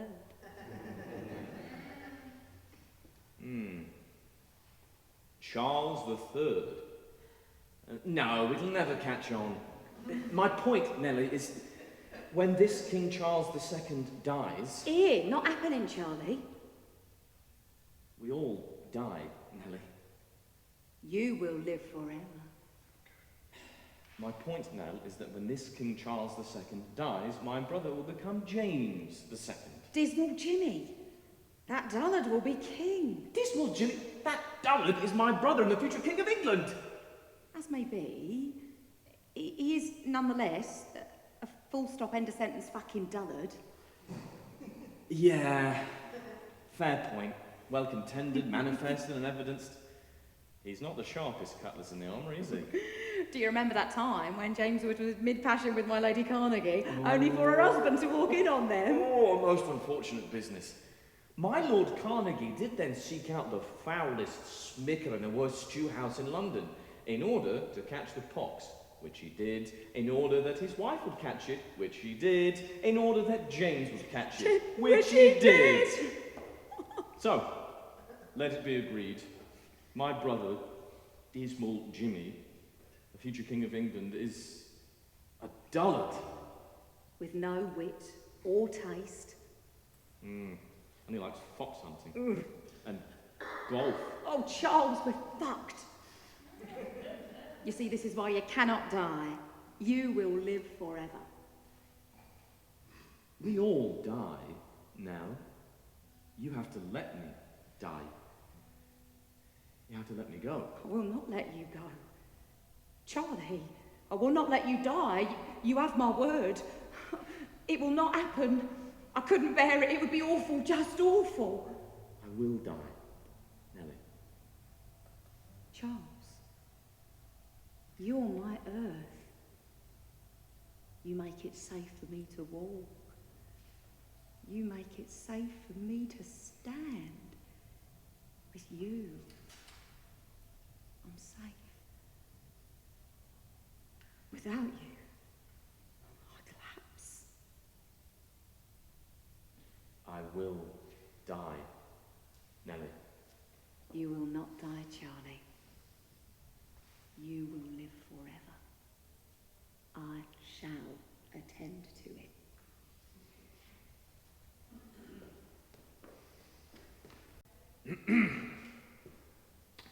I, John Evelyn, was present in the King's parlour that night.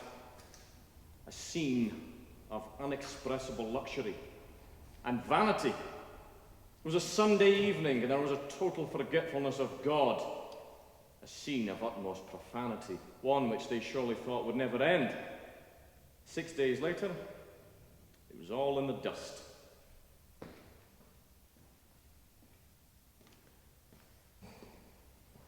Mistress Nelly? Not now, Bridget. Mistress Nelly? You're the finest maid I could wish for. Mistress Nelly? Oh, not now, Bridget. I'm mourning my gambling losses at the basset table last night. You've no idea how much I lost last night. It's the king, madam. Well, what of the king? He has collapsed. Collapsed? Collapsed. They fear for his very life. Nonsense. The king can't collapse. His life itself. He will live forever. He has collapsed. He hasn't. Foolish woman away. I'll not hear it. I'll not entertain it. The king can't collapse. Have you any idea how fucking tall he is? It would take him a month to fall to the floor. But, Mistress Nelly, he has collapsed. He can't collapse. It's my earth. Can't collapse. He's my earth. He's the king. He'll live forever. He's Charles. He'll live forever. Oh, he's my Charlie. He'll live forever. I shall attend to it. King is dead. Long live the king. King is dead. Long live the king. King is dead. Long live the king.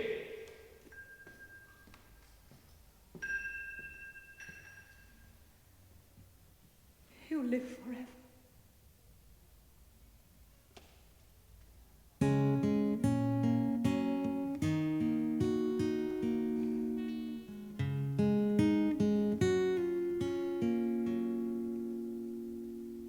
Empty, how empty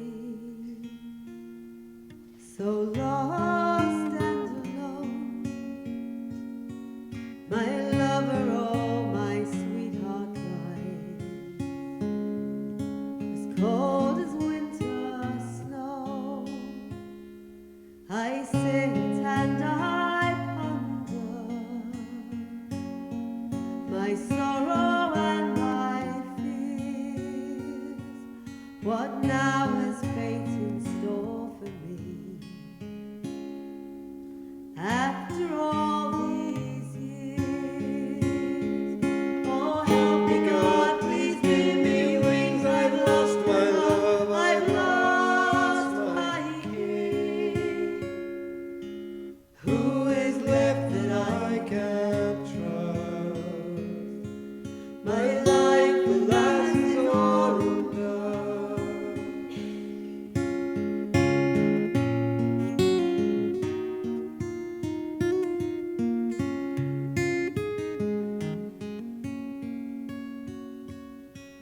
Such splendid gifts he gave me.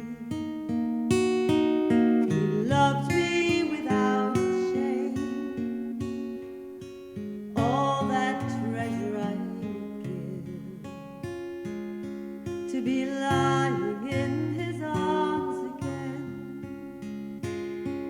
How cruel such circumstance that frowned upon a love so dear. For as he drew his dying breath,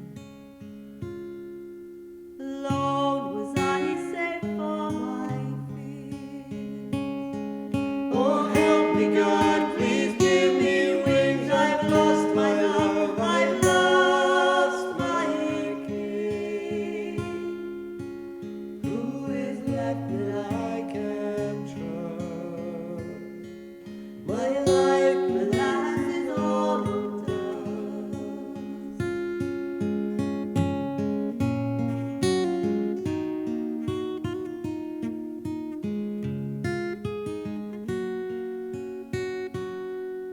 Farewell, farewell, no more words of mine.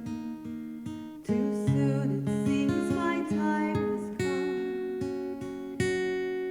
My life, I fear, is over now. You have my heart and now you're gone. Oh, help me God, please give me wings. I've lost my love, I've lost my king. Who is left that I can trust? My life, alas, is all undone. Who is left that I can trust? My life, alas, is all undone.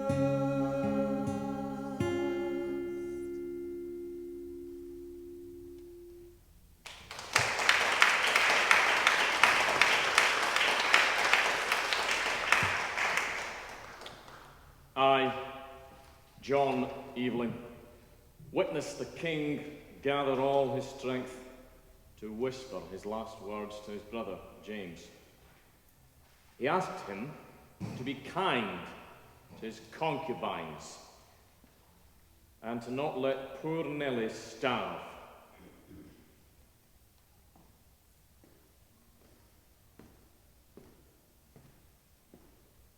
Sir, forgive this my approach by letter, but this world is not capable of giving me greater joy or happiness than to receive your Majesty's favour. And when I die, I will die praying for you. Before he died, your brother said the world should see by what he did for me. Your brother had both love and value for me. He would advise me and tell me who was my friend and who was not. Above all things in this world, he was my friend.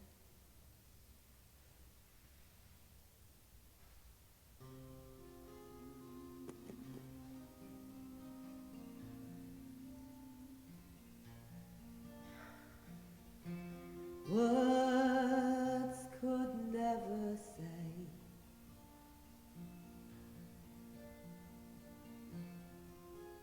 just what he was between us.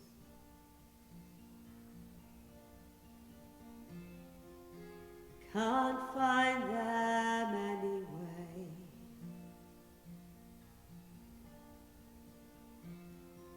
The pen falters on the page.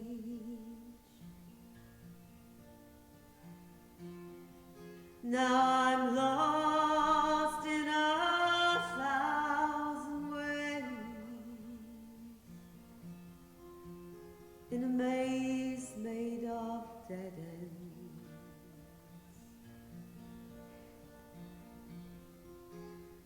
I've lost my compass.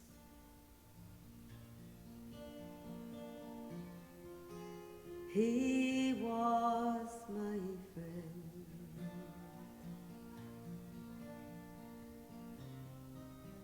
He was my friend. So loyalty came easy.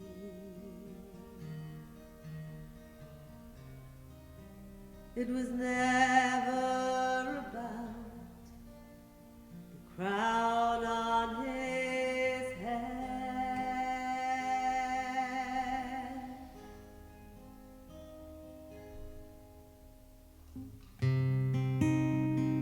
Now I have learned that there's nowhere to turn when surrounded by sycophants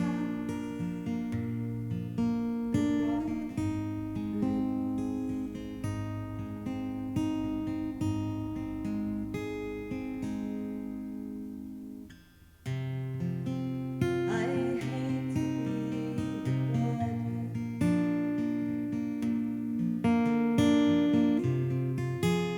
love is all I have to send,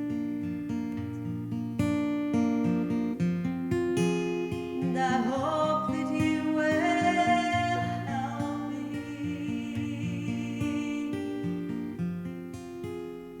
He was my friend.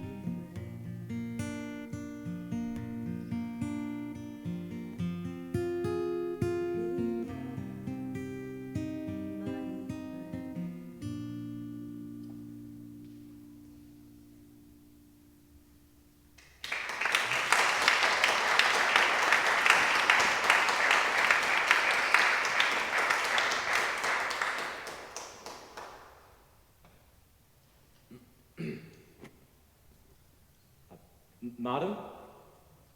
'Tis I, Sir Stephen Fox. Sir Stephen? I'm sorry to wake you, madam. I know you're most ill. I'm sorry to wake you, Nelly. Well, It is my name. a matter of formality and custom, madam. And Lady Fox? You are so kind. You are the only one who inquires of her.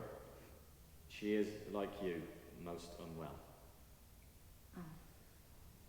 Send her my best. I wish her nothing but... Thank you, madam. I will, because I know you mean it. My wife speaks a lot these days of her inner spiritual journey. Oh, for fuck's sake. Sorry, Sir Stephen. Did I just say that out loud? Yes, unfortunately, I rather think you did. Forgive me, Sir Stephen. 'Tis my fever and sickness. I'll fetch Bridget. Forgive my impudence, madam, but I know your maid has only these few moments left. I confess I fell into talk with her while you were asleep. She says she has not been paid these 4 months since. Oh, Sir Stephen. I carry a fever and a sickness. In my bed, unlike my mother, I cannot earn. And since the king's death, I have no credit. Indeed, all those with my credit now bring those debts to my door. Troubling times, madam. Troubling times, Nelly. It's my name. Formality, custom, madam. In which case, I pray that you most formally and most customarily did give Dismal Jimmy my letter. I assume you refer to the king, madam? Yes, of course. The king. Sorry, Sir Stephen. Well, that is the matter which brings me here today, madam. Your tone troubles me, Sir Stephen. I fear our king is more his father's son than his brother's brother. Charles said that. The king wishes to rule, and he wishes to be seen to rule. You, madam, represent an unserious past. He will not see you, nor will he speak to you. Oh. I know thee not, old woman. 'Tis the road of travel, it seems. I shall fall to my prayers. Let the world turn. Well, perhaps we could let the world turn just once more, madam. Meaning? I am charged to command the king's secret service payments. The late king asked his brother to look after you. Our king agrees, but he agrees in secret. Meaning? You have no more debts, madam. All gone? All taken care of. No debts? None. Dismal fucking Jimmy! Sorry, Sir Stephen. Fever and sickness. Madam, you will also receive an annual pension of £1,500 per year. Dismal fucking Jimmy! Sorry, Sir Stephen. Fever and sick. That's about 160 grand in your money. Forgive my further impertinence, madam. Forgive my further impertinence, Nelly. But I did also give your maid her 4 months' money. Thank you. More Secret Service payment? No, it was a personal gift from me to her, to you. I have no secrecy there. Thank you, Sir Stephen. I'm so very grateful. Well, I had sufficient Thank coin you in my purse. for your kindness. Oh, if I could get up, I would serve us a drink. Oh, but I forgot you don't drink. Actually, madam, no, I think on this occasion I will have that drink, and I will pour it, and I will be glad of it. Thank you, Sir Stephen. My name is Stephen. Would you call me that? Would you call me my name? Nelly?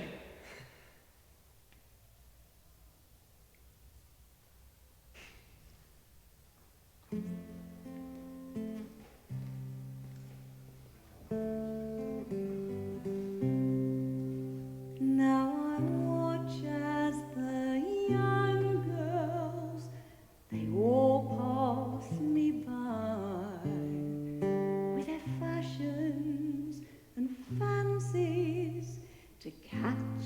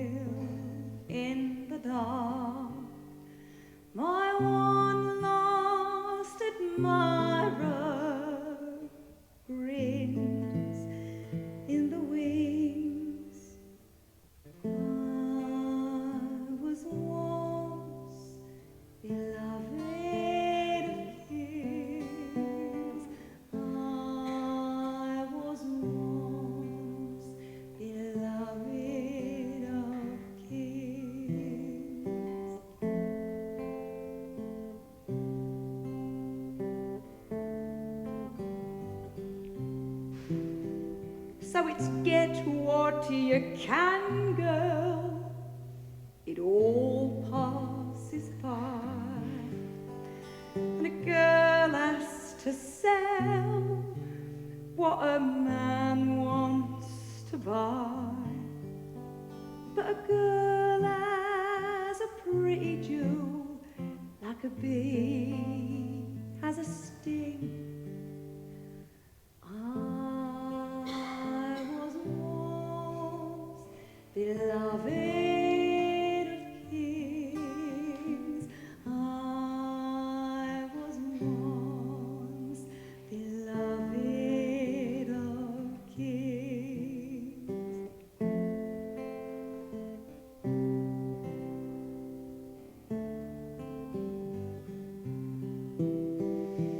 A house in the country, a house in the town, but the pox and the bastards, they all grind you down. And what good's an old whore who can't dance and sing anymore? I was once beloved of kings. I was once beloved of kings. I was once beloved of kings.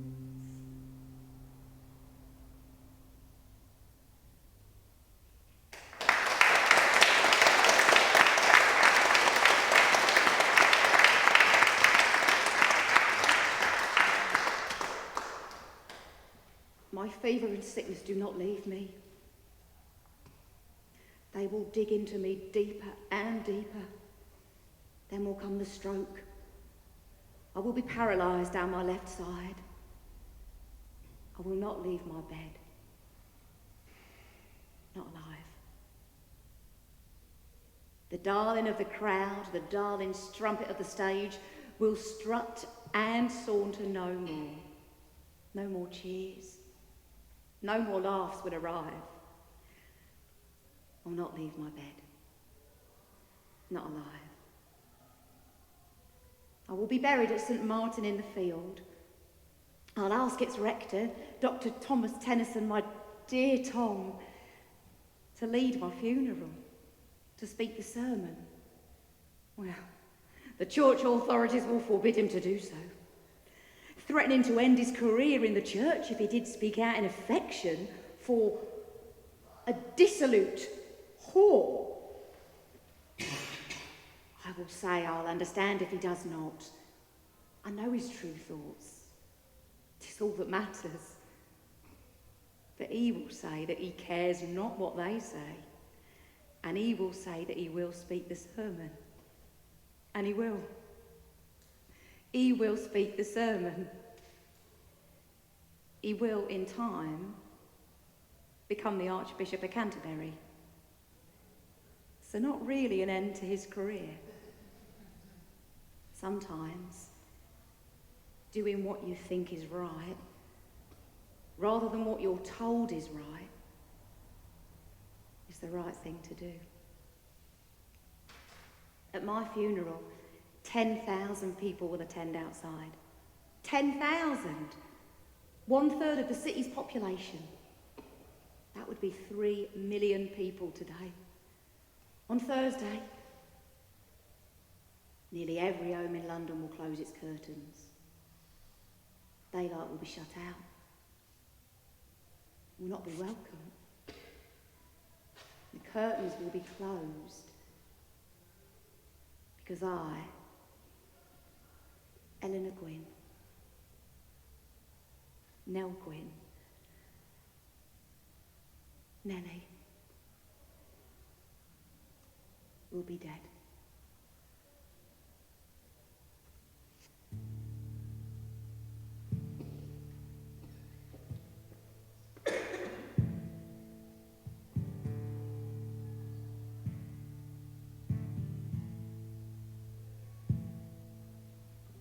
Close all the curtains, blow out the candle, turn all the sunshine away. Her lover departed, now broken hearted, no longer has reason to stay. Close the curtains, Nelly's dead. Shut out the voices from the streets. London remembers instead the life that she led.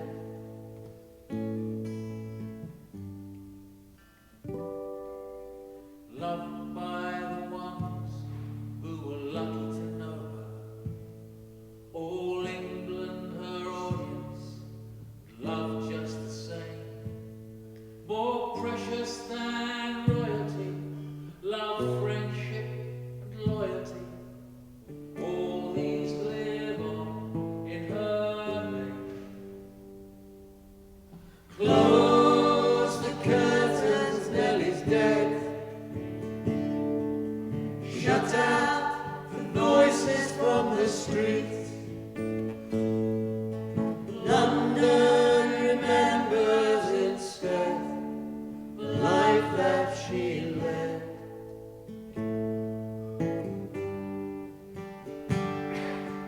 Close the curtains, Nelly's dead. Shut out the voices from the streets. London remembers instead the life that she led.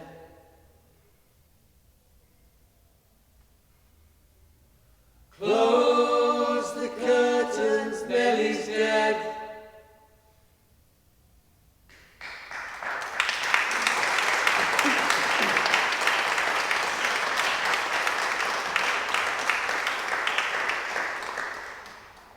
Come on, old girl. I'm all listening to you. Old, you mad? You damned confounded dog. I am to rise. Speak the epilogue. I come, kind gentlemen, strange news to tell ye. I am the ghost of poor departed Nelly. Sweet ladies, be not frighted, I'll be civil. I'm what I always was, a little harmless devil. The past we cannot alter, dead buds no longer flower. I stumble, I fail, I falter, and I've had my hour. I can look life full square in the face and circle its stage with a merry endeavour, and burnish my time with ill-born grace and thoughts that I could live forever.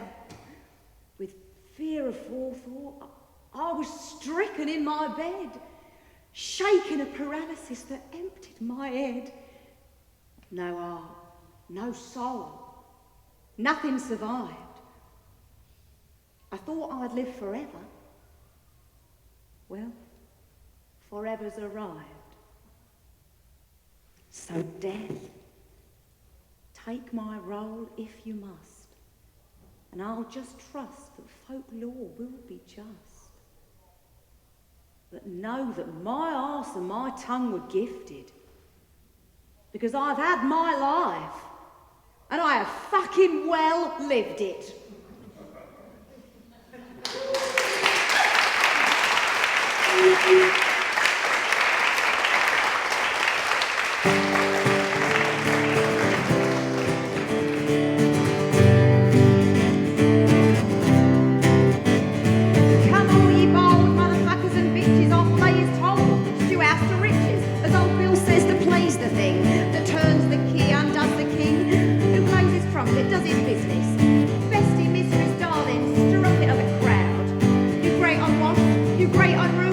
If you're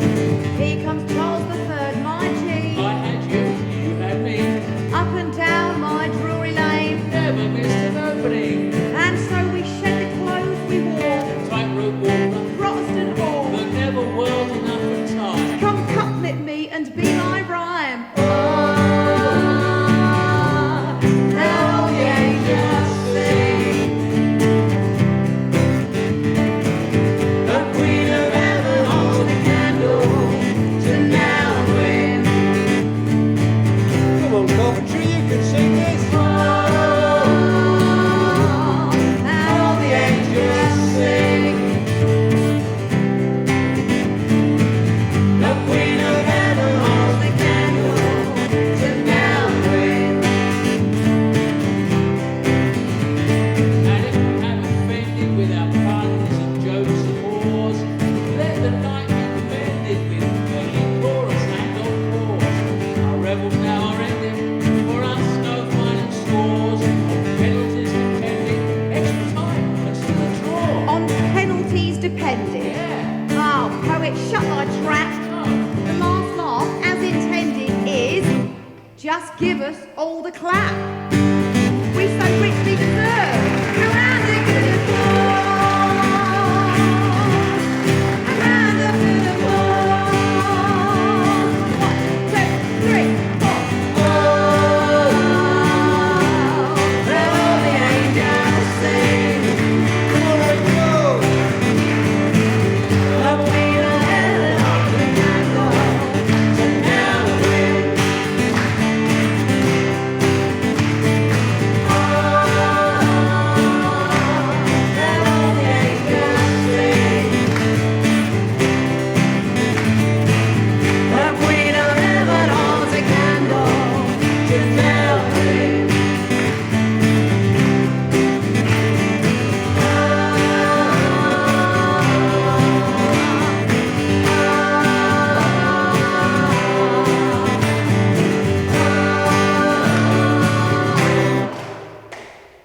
I am your friend, Nell Gwyn.